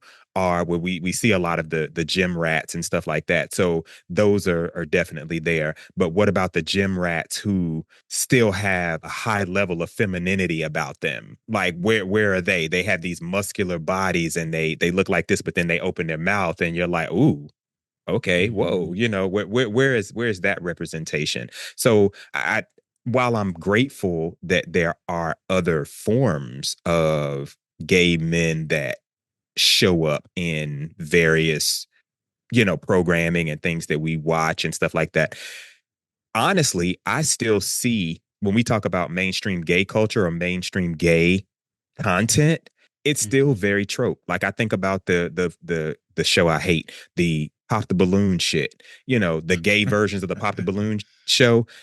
It's bad. Yes, it's horrible. It's the exact same thing. So I'm kind of on the fence with that. But go ahead. I'm sorry. Go ahead. No. And only I'm bringing this up because we brought up television. The first thing I thought of was Noah's Ark, and Wade and Noah, and then Alex and Ricky and Chance, and then and how they built out, the stories behind them, and the first thing I think about with what you're saying is Wade his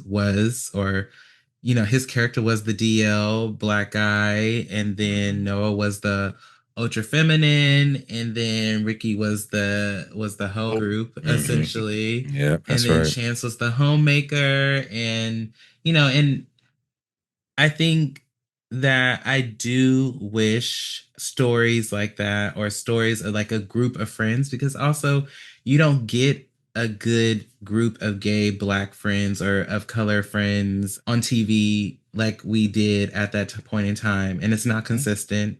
And there's always some drama about a crossover fucking a boyfriend or somebody or something. And so, I do wish we had more representation when it came to just a consistent storyline. It could be some drama, it can be some shit, but can we keep it still at the end of the day? We still cool, we still friends, we still taking care of each other at the end of the day. And there are some shows on YouTube that kind of are in that lane or trying to be in that lane. So I definitely want to say that I acknowledge those. I can't name them right now because I've only kind of seen like bits and pieces. I'm like, oh, that's cute. I will come back to this eventually.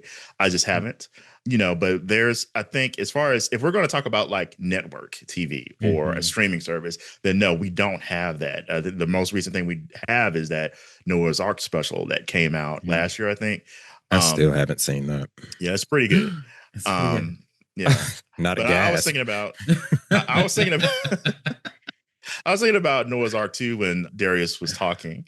But when he mentioned Pop the Balloon, I did want to say that on one of those versions, of the gay versions, I think it was brought up that, y'all always had the same type of gays on this show. I guess a Monolith. Okay. Because they are. Because they and I will say that there are a certain type of gays that are on that show, but when a contestant was a little bit more even toned, people weren't going up for it, so I don't know, like I feel like that format of content was fine the first like month and a half, and then once everybody else started copying it and copying that format, people were trying to go viral, get a moment, just be mean to folks. And, to me, it's like, are y'all really trying to go on a date, or y'all just want to be seen on this platform so you can increase your views on your different social media accounts? Because the latter.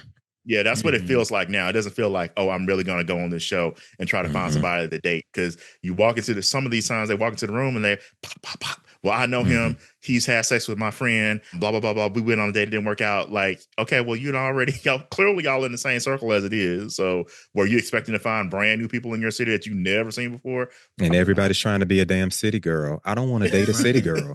I don't. I mean, and then the first you're also not on Pop the Balloon. The first thing they're talking about is that they don't want nothing serious too. And it just doesn't make any sense to me. I watched a clip of a show where somebody said, and it was so dope. I was like, this is exactly right. He said, when I come on to a dating app or something like that, and I tell you that just looking for sex, other people will side eye that, but then they won't side eye somebody who says I'm looking for something more than sex and then just get sex and then leave them alone. And so he's like, why is it that people are so judgmental about others who are being honest and upfront about what they want? Right. And I was like, that's very true. Very true. But I'd rather know what we're getting into. If you're telling me that you're just looking for sex, you don't want anything that's any deeper than that. All right, cool. Because now I know what time you're on. I don't want someone to tell me that they're interested in more than sex. And then when it comes down to it, that's really all they want in the end or from the start. So don't lie to me. Just tell me what you want up front, and then I can make that choice on if I want to pursue that, because I may be on that same time, Agreed. Okay. And earlier we were talking about we're talking about just like when we're looking at the different social media platforms and things like that and the people that we follow. And when we're looking for representation, in what areas do you feel like you would like to see more representation of, people that look like you, whether that be in real life or, in specific genres of stories or television? Name it specifically. What are some of those areas that you want to see more representation in? Yeah, I was going to say, I pretty much agree with what Dario said earlier. Like when I would love for us to have a ensemble cast of friends that are diverse and still kind of going through life and trying to navigate, like a gay insecure, a gay or a modernized or different take on a Noah's Ark. And seeing that on a major streaming platform, something like that, because like we said, there are diverse subcultures within Black gay networks, and I don't think that we get that in that with that representation. Like you said, where are the Black gay gamers? Where are the thick guys that are into kinks, that do OnlyFans? It's not all about the skinny mini muscular 2% body fat guys. There's lots of different people that have that as part of what they do as far as their side hustles, or their main gig is they do content. They're adult sex workers. So there's a lot of different ways and different areas of representation that we can have. So I would love to see a comedy dramedy, rom-com thing where that's a story that's being told.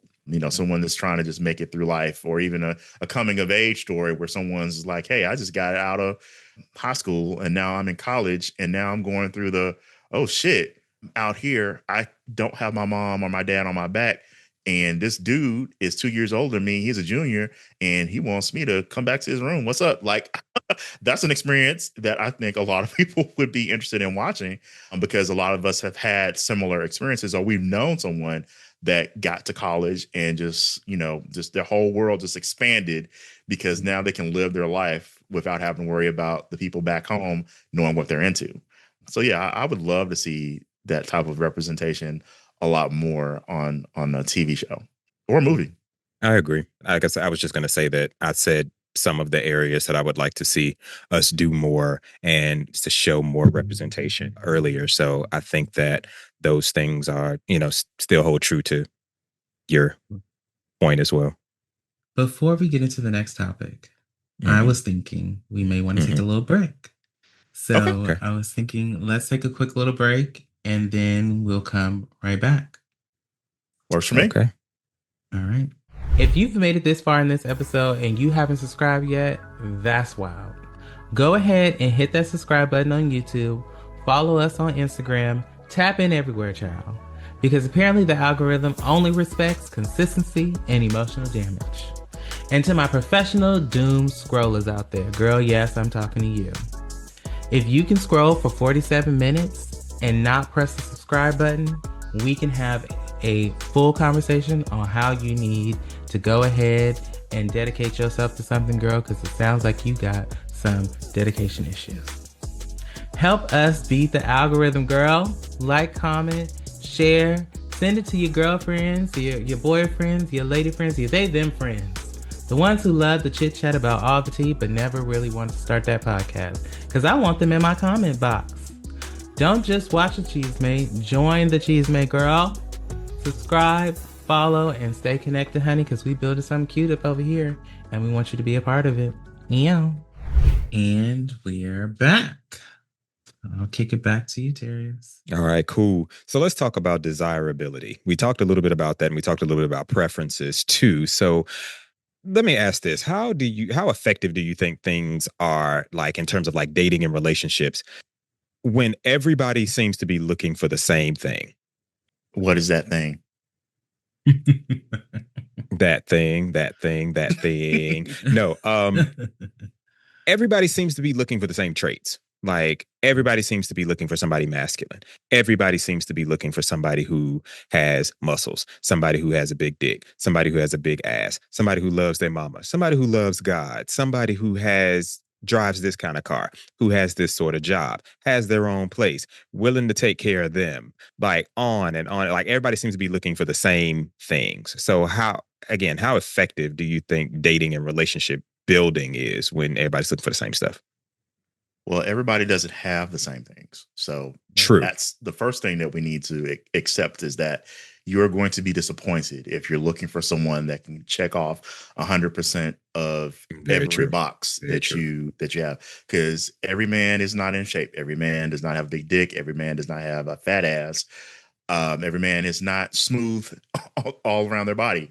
So every man's not a multi-degreed, independent business owner, content creator, socialite. So we have to start compromising and deciding on what things are the most important when we do meet these guys and these men. Like, what am I willing to realistically, realistically tone down or set my expectations so that I'm not 100% disappointed because I can't find the perfect man. And when we do find this person that we are compromising on, because someone's compromising for us. And I think that's the one thing that we also have to remember is that we are not a monolith and we're not perfect either. So if someone has chosen you to be their husband, to be their boyfriend, to be the person that they are hooking up with, they've compromised in choosing you in some kind of way because you're not perfect. And so once we kind of can level set with that, then we can move forward. Because I know, hey, if I want somebody that has at least a bachelor's degree, makes at least $60,000, can keep their job, has been, disease, drug free or whatever, if that's my preference, I have to decide on, okay, which one of these things am I going to be able to accept this person with if they don't have this? What's the priority here? So, and then kind of go from there. So I don't think that it's realistic to expect that you're going to find Mr. Right that matches 100%. And it kind of goes to that 80-20 rule that I'm all about because, again, someone's going to be disappointed if they don't decide what they want. That's not as important as the other things. You got to prioritize. Yeah, I agree with that. The first thing I think about is when I met my husband, we started dating and everything, and all he would talk about was 50-50. And I said, okay, tell me more about this 50-50 that, you feel like we need to be. And, for him, it was like, financially and, we have to be able to, if I got to pick it up, you got to pick it up and all of the things. And I said, okay. And then, and like I mentioned, he is in the beauty industry. So he's been doing hair for 26 years. And I've always worked in some sort of office or corporate setting of some way, shape, or form of something. And I was like, well, do you have health insurance? And he was like, no, I don't have health insurance. I had to have health insurance. I was like, okay, well, my job offers for me to have somebody on my health insurance. Should I put you on mine? Because, if it's 50-50, I don't want to make you feel like you doing more because you can cover more financial things. But all of a sudden I can cover you on your health insurance and make sure you're alive for the next couple of years. Or, oh, are you cooking dinner tonight? Or no, I need to cook dinner and wash the dishes and put the food up, but we not splitting that. Or are you taking out the trash? Because I done cooked dinner, cleaned, and did all of these things. You see where I'm going with all of this, right? Like, I think that as you start to date somebody or you have a conversation with someone, you can go through that list. But I also think there's certain things like you've already mentioned, Jeff, about compromising or not about settling or even compromising on things and picking and choosing the different areas where you'll say, if he has this, he may not have that. We can go ahead and move forward with, whatever, the situation may be for that time being. And I think that's kind of where I've always led. I had a list once upon a time and, it didn't always work out. So I think that if you can ask yourself, what are you willing to give up and what are you willing to take in order to be with, if you want to be with this person or if you just want to date this person or whatever the situation is in that moment or in that time. Yeah, I have to agree with both of you. The lack of compromise is why you hear a lot of people use this other overused phrase that the dating pool has piss in it. It's because everybody's looking for the same pissy person. And when you think you found somebody, you find out that that's one of the people who pissed in the pool. Right. And you're like, oh, wait a minute, you pissed in the pool too. Okay. Oh, you pissed in the pool too. Oh, you pissed in the pool too. But you're following the exact same blueprint, the same list that you've always had, and you haven't tried to compromise on that. Like Jeff said, you're not thinking about what somebody is compromising with you. I mean, and sometimes people wear the things that would be issues or red flags or mean places where people should pause. They read those as badges of honor. Like they say, "Oh, I'm crazy. I'm crazy." I've had people tell me that so many times, and I'm like, oh, okay, well then let me leave you the fuck alone because I don't do crazy. I don't deal in that, or somebody's like, oh, well, that's my alter ego. Okay, let me leave you alone because I don't do multiple personality disorder or dissociative identity disorder. I don't do that shit. So let me leave you alone. But you think that shit is cute, or that's he Sasha Fierce, or I'm a bad communicator. I'm a bad communication. Like why is that? Right. We recognize what the problem is, but we're not doing shit about it. Not doing anything about it. And somewhere, and smiling about the shit at the end of the day, like, I don't communicate well. Oh, okay, well, then what you want me to this do ain't gonna about work that? out. Yeah, right. Peace. So that's what I think. I think that it's not effective at all, and I think that's when we're able to stop being a monolith or stop doing monolithic shit, then we'll be able to say, okay, you know what? Let me look at what's going to make me happy. Let me look at what makes me feel good, and where I think I can grow with someone, or where I feel like I can help someone grow if they might be deficient in an area. So, in that same token, do you think your attraction has changed over time, or what has influenced what you've been attracted to over time? Yeah, definitely. Mine have changed a little bit because I was kind of like Jeff was talking about earlier when we were talking about masculinity. Like that was my thing. My thing was, oh, I don't want to date I don't want to date necessarily a feminine, guy. But what I did was I stepped back from that and I said, why do I feel that way? Why am I saying that? It was two reasons. One was I was uncomfortable with my own sexuality, and I was very guarded with that, and I still kind of am to an extent, and I talk about that on one of my get to know me episode. I'm still really guarded with that. So what for me is, it's like if I'm with somebody that immediately two people or somebody outside of our relationship won't look at me and go, oh, look at those two gay guys, then that makes me feel better. So it was that. And then it was what I also learned was that it's not that I don't like femininity. I don't like flamboyancy.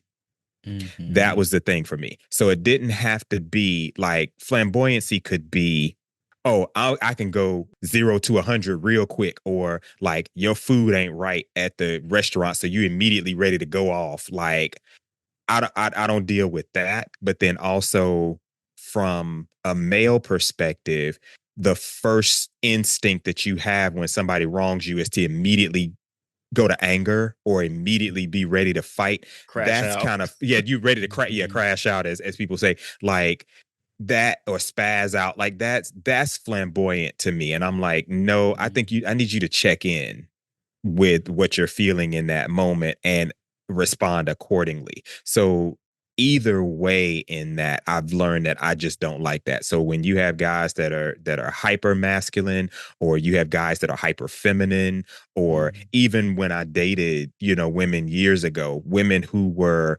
too for the streets, or too of the streets, or too of their environment, if you know what I mean, too urban sometimes. Like I'm like, I don't want to use the G word, but but I'm like, pop, as we right, that, like, rat-a-tat-tat. Rat-a-tat-tat. Okay. And all the cops scattered. Like, like I don't want that. So yeah.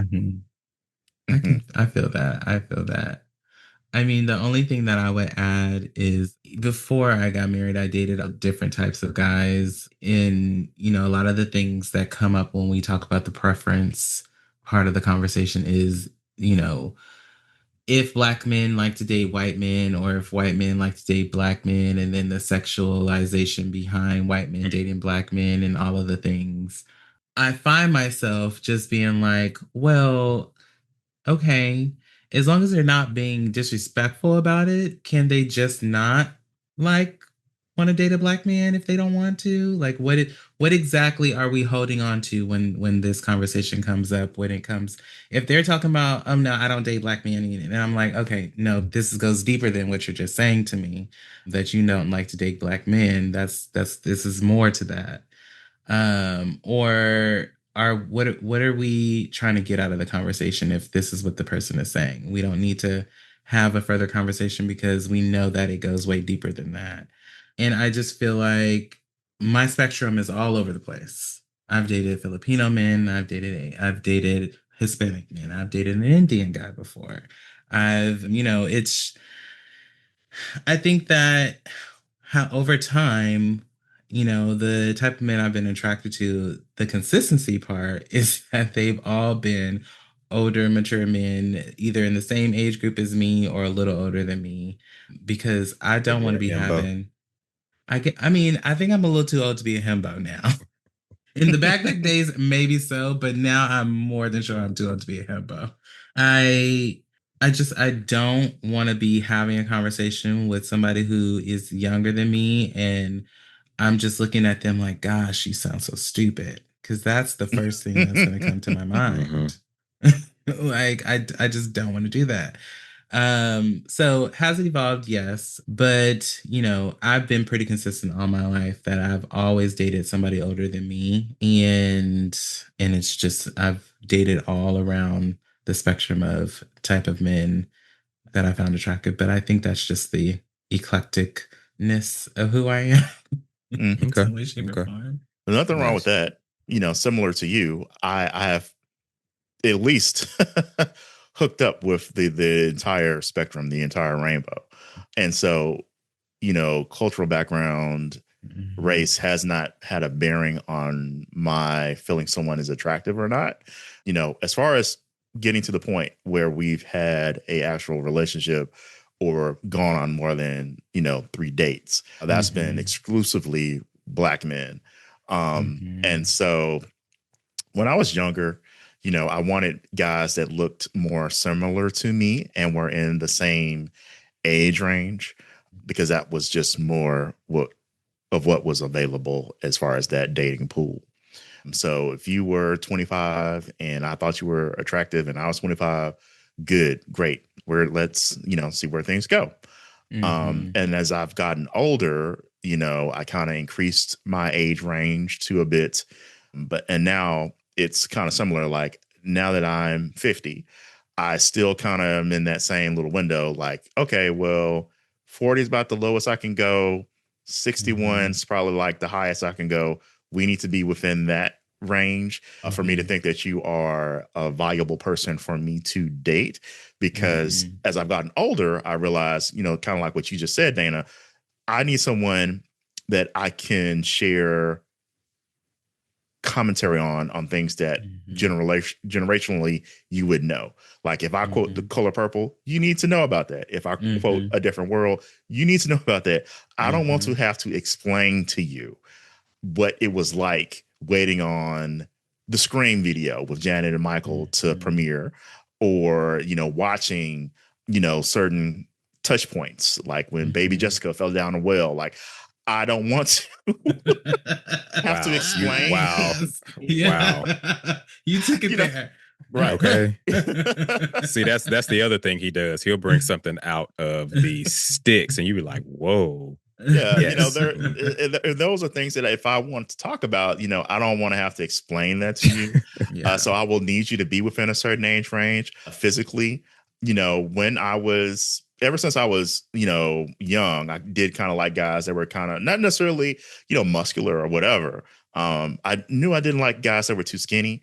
When I messed around with guys that were skinny, I just kind of felt like, you just feel like a bag of bones. So I knew that I wanted to be with men that were a little bit more fuller. And when I mean that, I just, not necessarily muscular or thick or anything, but just had a little bit more presence about them, a little bit more stature. And so, I've gotten to the point where, the range of guys that I find attractive now is also very wide. Like I used to not, consider guys that were, super duper muscular. And then that was something that was like, oh, I really kind of like this. Or guys that were what we would say overweight, thick guys. I never really kind of considered that until like maybe the past 15 years. And once I moved here, I kind of like, oh, I think I like this body type. So there's that, and so I would think what influences that, I just don't know. Like my libido. I like what I like. And, that's just pretty much it. If I don't like it, I just don't like it. But, I've dated or have hooked up with a spectrum of different bodies and a spectrum of different ethnicities. And, I know what I like, what I don't like. Mm-hmm. It doesn't matter as long as we are compatible. And me and Darius have had a similar conversation on just Drawz about, what we found attractive in different races. So, so speaking about hooking up, so when it comes to sex, do we think that the availability of sex is that something that creates some type of value when you are in the gay community? Like if you're sexy, does that create a higher value for you or more attraction for someone that may not be necessarily into sex as much? It absolutely does. It goes back to that same thing that we talked about masculinity.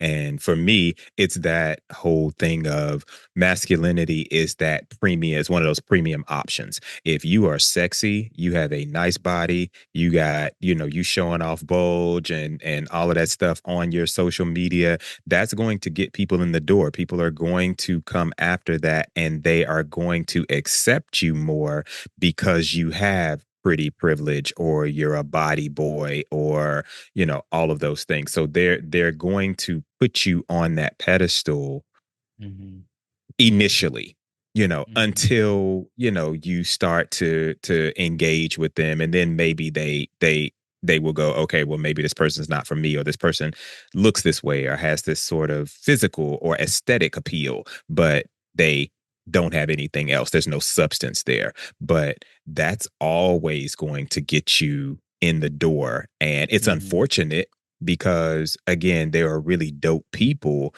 who may not be conventionally attractive, or they may not be conventionally sexy, to most people. You don't just see that person and go, damn, like you may not have that, so a lot of people don't have that. But it's unfortunate, like I said, that seems to be the price to kind of enter the gay community, or one of the prices to enter the gay community, not like the only one. That's a good question. Yeah, I agree with that. I also, I see the difference when I go out. If I'm out and I wear like t-shirt and some jeans and a baseball hat, versus if I go out and I'm in a tank top, it's see-through, I got some little shorts on and some sneakers, and it's two different reactions. The crowd is doing two different things. People are looking or they're not looking. And, we have to show some sort of appeal to get some sort of attention, because it needs to be on the table for people to pay attention. They have to feel like they want something out of it, whether it's just looking or they giving them something that they can feel. Okay, thank you, Aretha and In Vogue. That's right. It's and I've noticed this. I've noticed this even from when I was much smaller, for where the size that I am now. It's different, and it doesn't matter, and it doesn't matter what size, but as long as if somebody finds it attractive and they love it and they want to see it, then I've been able to tell the differences. So, yeah.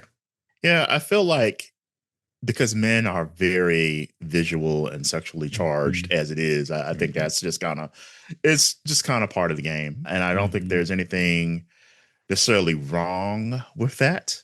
I think it's unfortunate if, say, a person doesn't feel that they're attractive and they're not getting the likes or the attention, that they may feel like they don't have that value because they may not have the body. They may not have the dick or the ass or whatever that people are chasing after. But I also am the type of person that I feel like every key has a hole.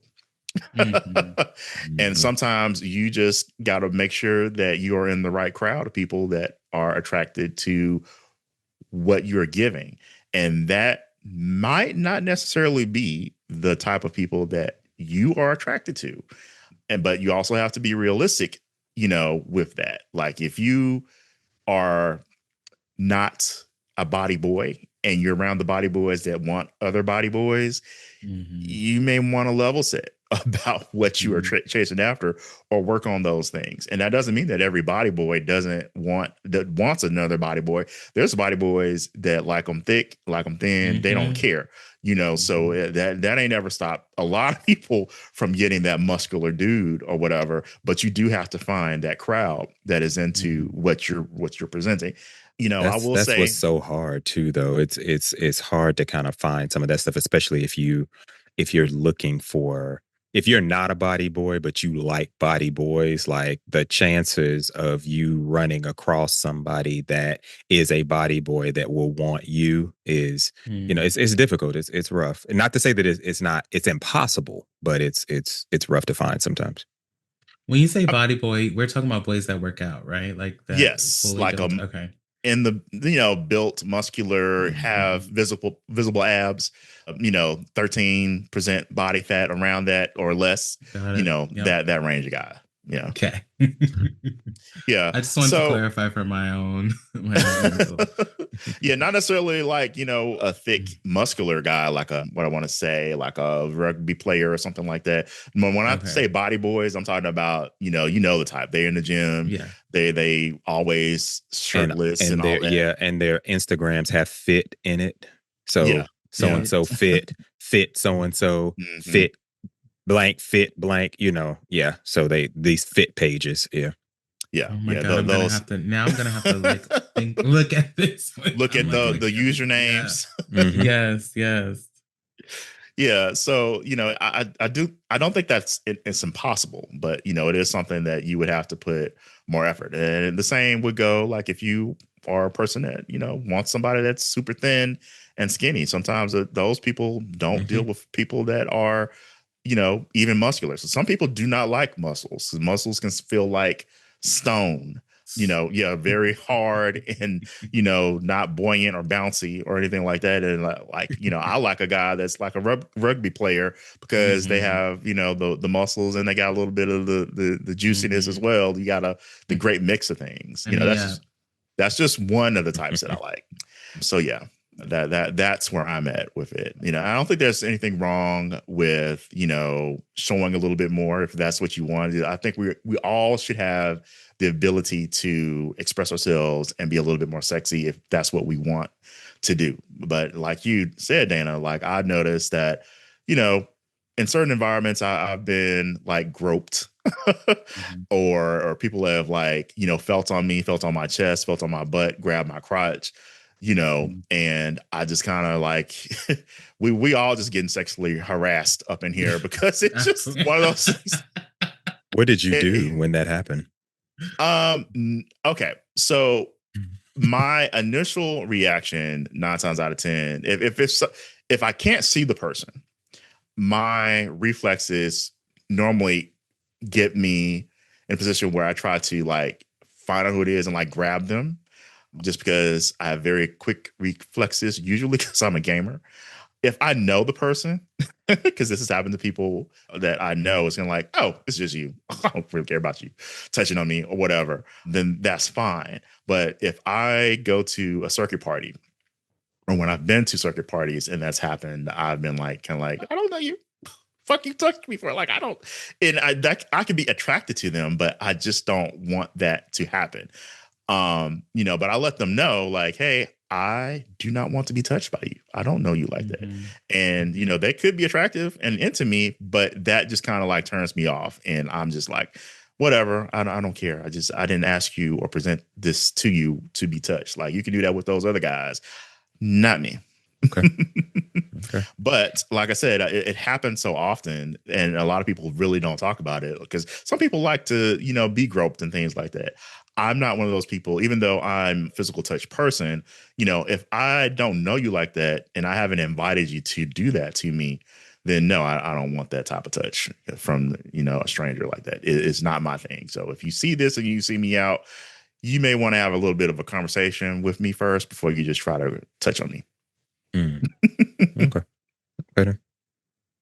Well, speaking of circuit parties, that must mean we outside. We outside. We outside.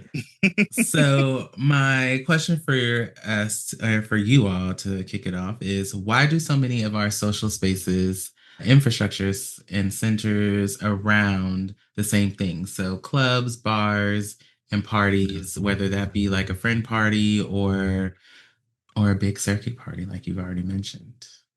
Well, I think that's because we know that those spaces are safe for us. We know that if I'm going to the club, if I'm going to the circuit party, this, that, and the other, that I know everybody's here. Everybody that's here is gay. I don't have to worry about them judging me for being gay. Now, they can judge me because of my outfit, my shoes, this, and the other. But at least I know that this is a safe space for me as a gay man. And I think ever since, gay men started gathering from, speakeasies back in the 1900s to, even a circuit party today, that there's that safety being in that space. If that's the bathhouse and the YMCA in the 60s and the 70s, those men were gathering to those spaces at those times because they knew, hey, I can have this sexual experience with these men and we're all on the same team. As far as this goes, this is a safe space for me until they started getting raided and things like that. So I think that's part of why those spaces tend to be where we go, is because there's the safety there. That's actually really good. I didn't even think about that. My answer was going to be, because we've not been exposed to much outside of clubs, bars, and parties within the specific Black gay culture. Like, I think that is the thing that we equate with having fun, is we got to go to a party. We got to go to a bar. We got to go to a club. We've got to be engaging in substances. We got to be around people. We've got to be, because being around people is currency, and I need to go out and spend some of this currency. I need to be around the people. I need to because I'm at work all week, or I'm at home, or I'm doing this. So I need to go and be a part of this. So honestly, I don't know that there have been a lot of instances where, as elder gay Black men are kind of indoctrinating or bringing in or initiating younger gays, that I don't think that they're even exposing them to other things. Like, I could see them saying, hey, let's go to this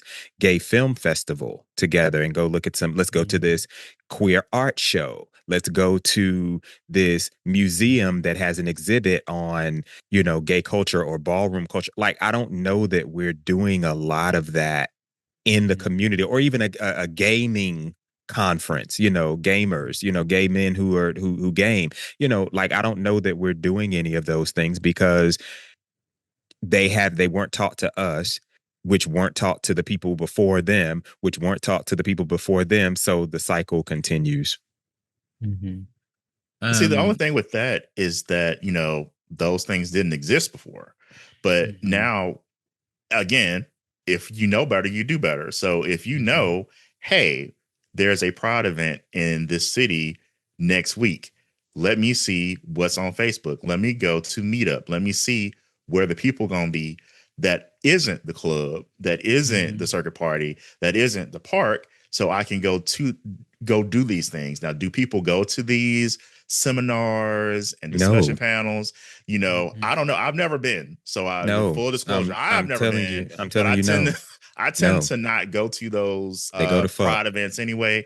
But I mean, they can't just be hosting these every year to just empty rooms. And I've seen pictures of people go to these different panels. But I can tell you, if you're in a major city that has a gay population, likely there is some type of poetry reading, some type of panel that you can go meet other gay men. That's not necessarily a club or a bar, but you got to get up and actually do the work. And I guess I'm coming from a person that had to navigate these spaces before the popularity of the internet and geolocation apps, where, you know, now it's very easy, it's lazy. I can go up here and look at the whole panel and the grid of the torsos and go look at this person and that person and see what they're into.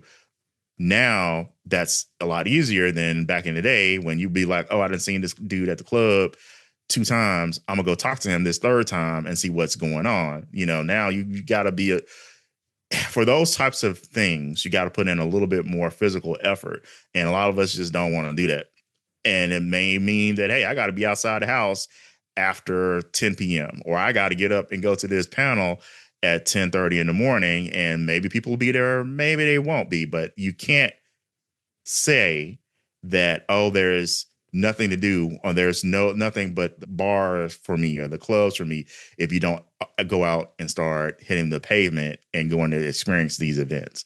And I mean, but how would people know that though? How would people know to even go look for that stuff? Like, because that goes back to, if everybody is doing the same stuff, I'm going to initially think, unless I have a little bit more intelligence quotient and a little bit more emotional quotient, I'm going to go, you know what? I'm sick of doing the same shit. Let me go find something else. Everybody's just going to gravitate to, oh, well, that's what the gays do is we go to the party and the club and the bar and the brunch. And that's the thing.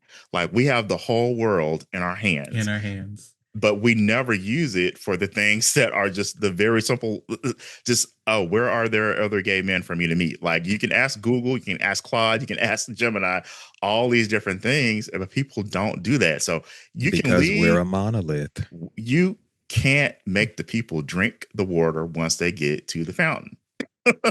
That's pretty much all there is to it. Like, I just don't, it baffles me. Because every month or every 2 weeks in some of these Facebook groups, people are like, I don't know where to find any friends, blah, blah, blah, this and other. And there's places to do these things. Now, if y'all don't want to do those things, that's fine, you know, but you can't say that, oh, there's no place for me to go meet anybody else.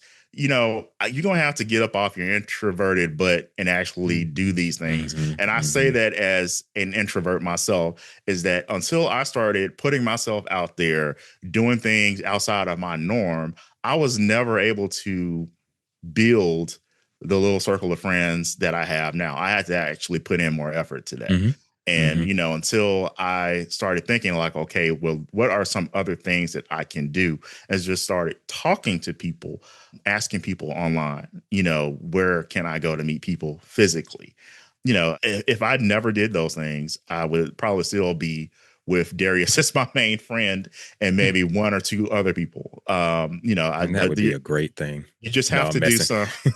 There's just got to be a little bit more effort that people put in order to build these types of relationships and find these people, because I feel like the people that would be at those panels will probably be a little bit more interesting than the people that are at the club. And there's nothing wrong with going to the club, nothing wrong with going to the park or anything like that. I think those are great things. Like I said at the start of the show, you know, it's fine to go experience these things every now and then or all the time. But, you know, I think there should be some type of balance. And I think, no, I'm not going to be friends with every person that I meet at the poetry reading. I'm not going to be friends with everybody that I meet at the field day. There was a field day here in Atlanta the other week. But you're going to have to start joining those local city-based Facebook groups and meetups to find these different types of events, because things are going on outside or beyond Pride. Like, Pride just nearing to bring a bunch of people together at the same time. But after Pride is over and the temporary residents of your city have left, you know, there's still things for the locals to do. Because usually as a local, I don't deal with the Pride things because, like, we have this stuff all the time. So I don't really need to go see these strangers unless my intention was to let me go party with the people, maybe find somebody to have sex with and, you know, fuck around. And sure, you know, that's part of it. But there's more to prides and the gatherings than just fucking. There are. What? Yes, there are. Wow. I never knew that. Y'all have already said everything. The only thing I was going to add is, because Darius had brought it up earlier about the safety aspect, that's exactly where I was going to head. I don't even like going into like the straight areas here in San Diego because I don't feel like dealing with the straights, them looking and, having questions. And I also do think it's internalized of my own existence that Homophobia. I haven't fully dealt with. So that's part of it. And the other part is, everybody's gay here. It's great. It's fun. But I also am pretty well rounded because I will go to a house party instead or just go to hang out at a friend's house. I've met people in the art space because I was in the art space also. So I do feel like a part of it is based on, who you're around, what you're doing at the time, and where's everybody else head at. Like, we don't need to go to the club if we don't have to. So, that's the only thing I would add. Gotcha. But real quickly, so what's interesting is that I have noticed, at least here in Atlanta, I've seen a lot of same-sex couples in environments that have been mostly straight that have felt comfortable enough to, engage in a little bit of PDA or like PDA. Even with me and my boyfriend, like there'll be a little bit of a handhold or a rub on the thigh and this, that, and other in public. So, it's possible to have those experiences, but I even before then, I was a little bit more, I'm not really a PDA person, but, I've gotten more comfortable with it as time has gone on. So same. It's taken some time for me because I've been like, yeah, we can kiss. Because it's all about, ooh, give me a kiss, be all over me. And I'm like, oh my gosh, this seems like a lot. So last question or last thing as we move into the next segment, I have a game. Okay. And Let's it go. is, so what we initially talked about, we called it Lock, Pencil, Drop. And it really is just to talk about our experiences, right? And we're going to talk about some habits, talk about some trends, talk about some relationship patterns, a little nightlife behaviors, and some things that we're going to decide to either keep or we are going to pencil it, which, is like maybe like on some conditional basis, or we're going to drop it all together, which is to let it go. And this can be so the lock is the keep. Yes. The lock is the key. Okay, got you. All right. And the pencil is the maybe, and then the drop is we're completely letting it go. Okay. Yes. Got it. All right. So let's talk about nightlife. Let's start there first. Okay. So let's say it's Sunday night or Sunday. We're going to brunch. And then from brunch, at this point, it's about 4 or 5 o'clock. So maybe we're going to happy hour after brunch. And then as we've gone to happy hour, we're then going to the club. Are we keeping our Sunday jam-packed with brunch, happy hour club? Or what are we doing? Are we locking it? Are we penciling it? Or are we dropping that? Drop. Drop what? Everything after brunch. Because after brunch, if we're at brunch till 4 or 5 o'clock, I'm ready to go home. I'm good. I've seen you enough. Good night. God bless. I'm going to say pencil because it depends on where I'm at. If I've had a crazy week and I've not had any moment of rest, and by the time we get to Sunday, I'm ready just to throw it all to the wall, then I just might, we can do all night, and I'm definitely working from home on Monday. Here, I'm definite brunch after 2:30 is not happening. Like by that time I would have eaten my stomach. So I'm the type of person that, if we're going to have brunch, we need to have brunch between the hours of 11 and 1. And yep, that's right. That's prime brunch time for me. And then after that, hey, if we want to go out to the park and do a little bit of Sunday fun day, I'm all for that.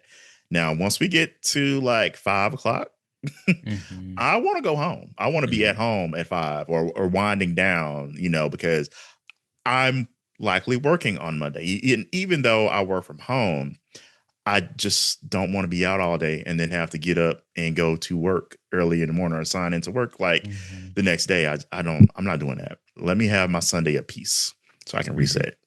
Okay. All right. Next one is, which is an interesting one, talking stages that last 8 months. Like, but I guess my question is, when we are talking about talking, that just means we're just seeing each other, we're going on dates, there's no fucking happening. We just hanging out every so often for 8 months. So I had a host where I hosted a episode about the dating stages.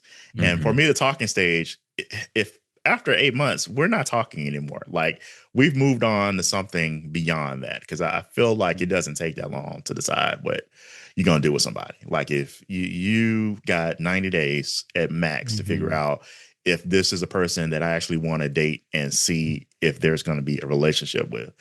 So you either shitting or getting off the pot. One of the two. Yes. So we're gonna lock it or drop it at any point.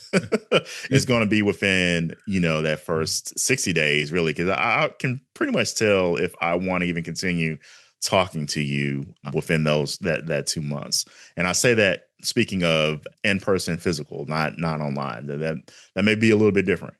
You may be able to give someone a little bit more leeway if we're long distance, but if we are in the same city, we don't have to see each other every weekend, especially like at a city of Atlanta, where Atlanta is an hour and a half from Atlanta.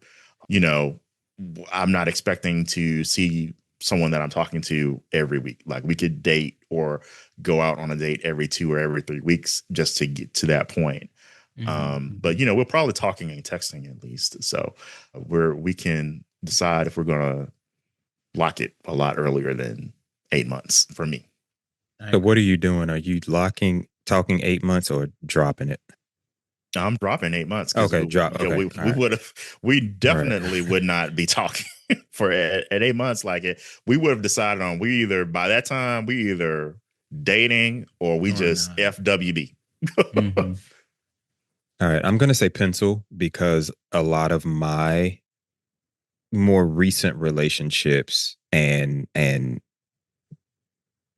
getting to know people have been long distance. So I am the person that would give a little bit more leeway because we're not going to be able to see each other every weekend, or we may even be able to see each other, once a month kind of situation. So yeah, we need that little gestation period there. So I would pencil that depending, it depends on how well things are going. Okay. Next one is no fats, no femmes culture. Drop. We dropping that. Drop it. Drop it. Down.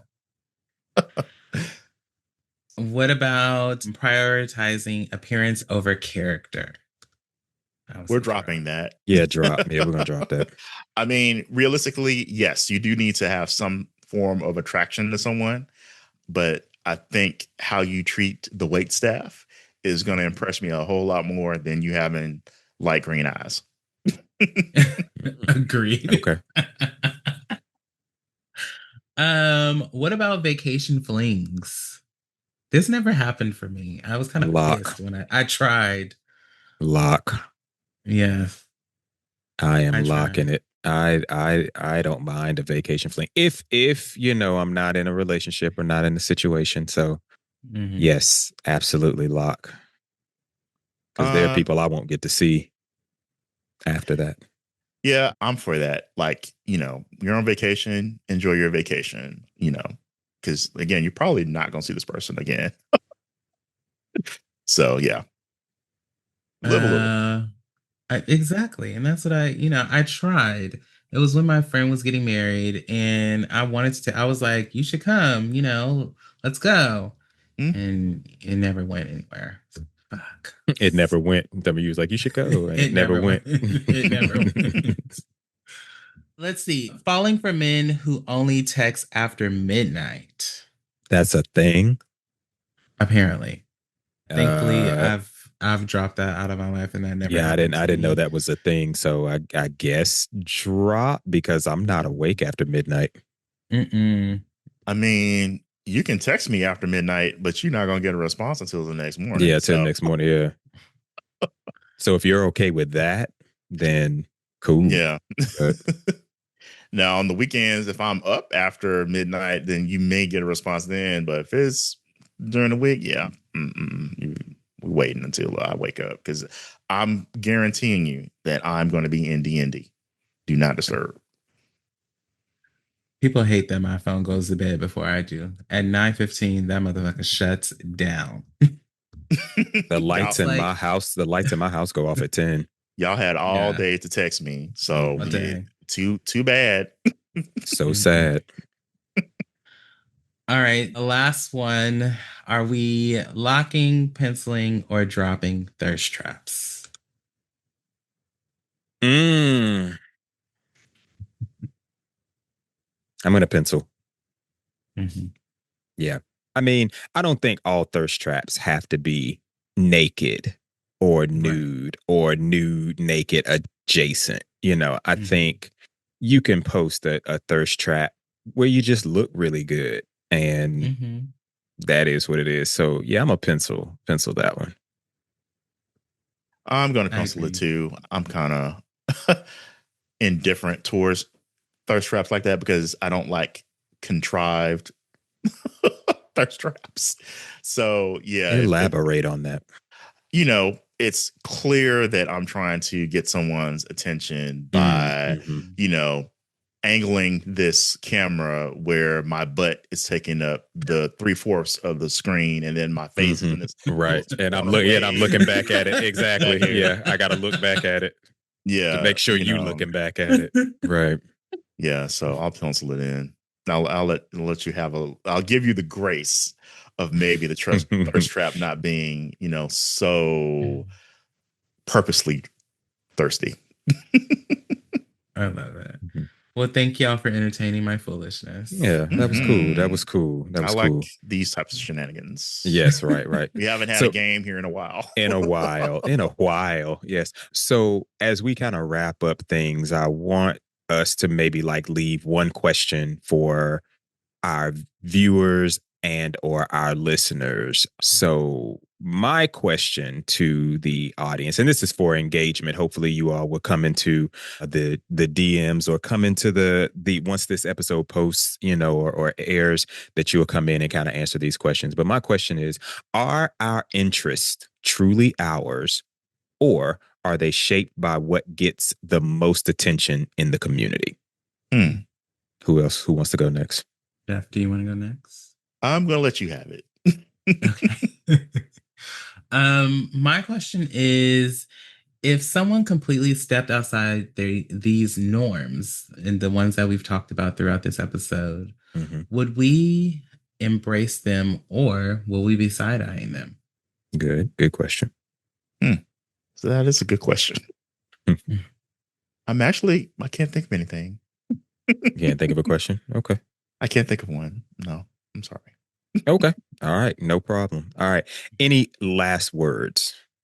My only last word would be that this was a fantastic conversation. I, again, appreciate y'all for us doing this together. It was fantastic.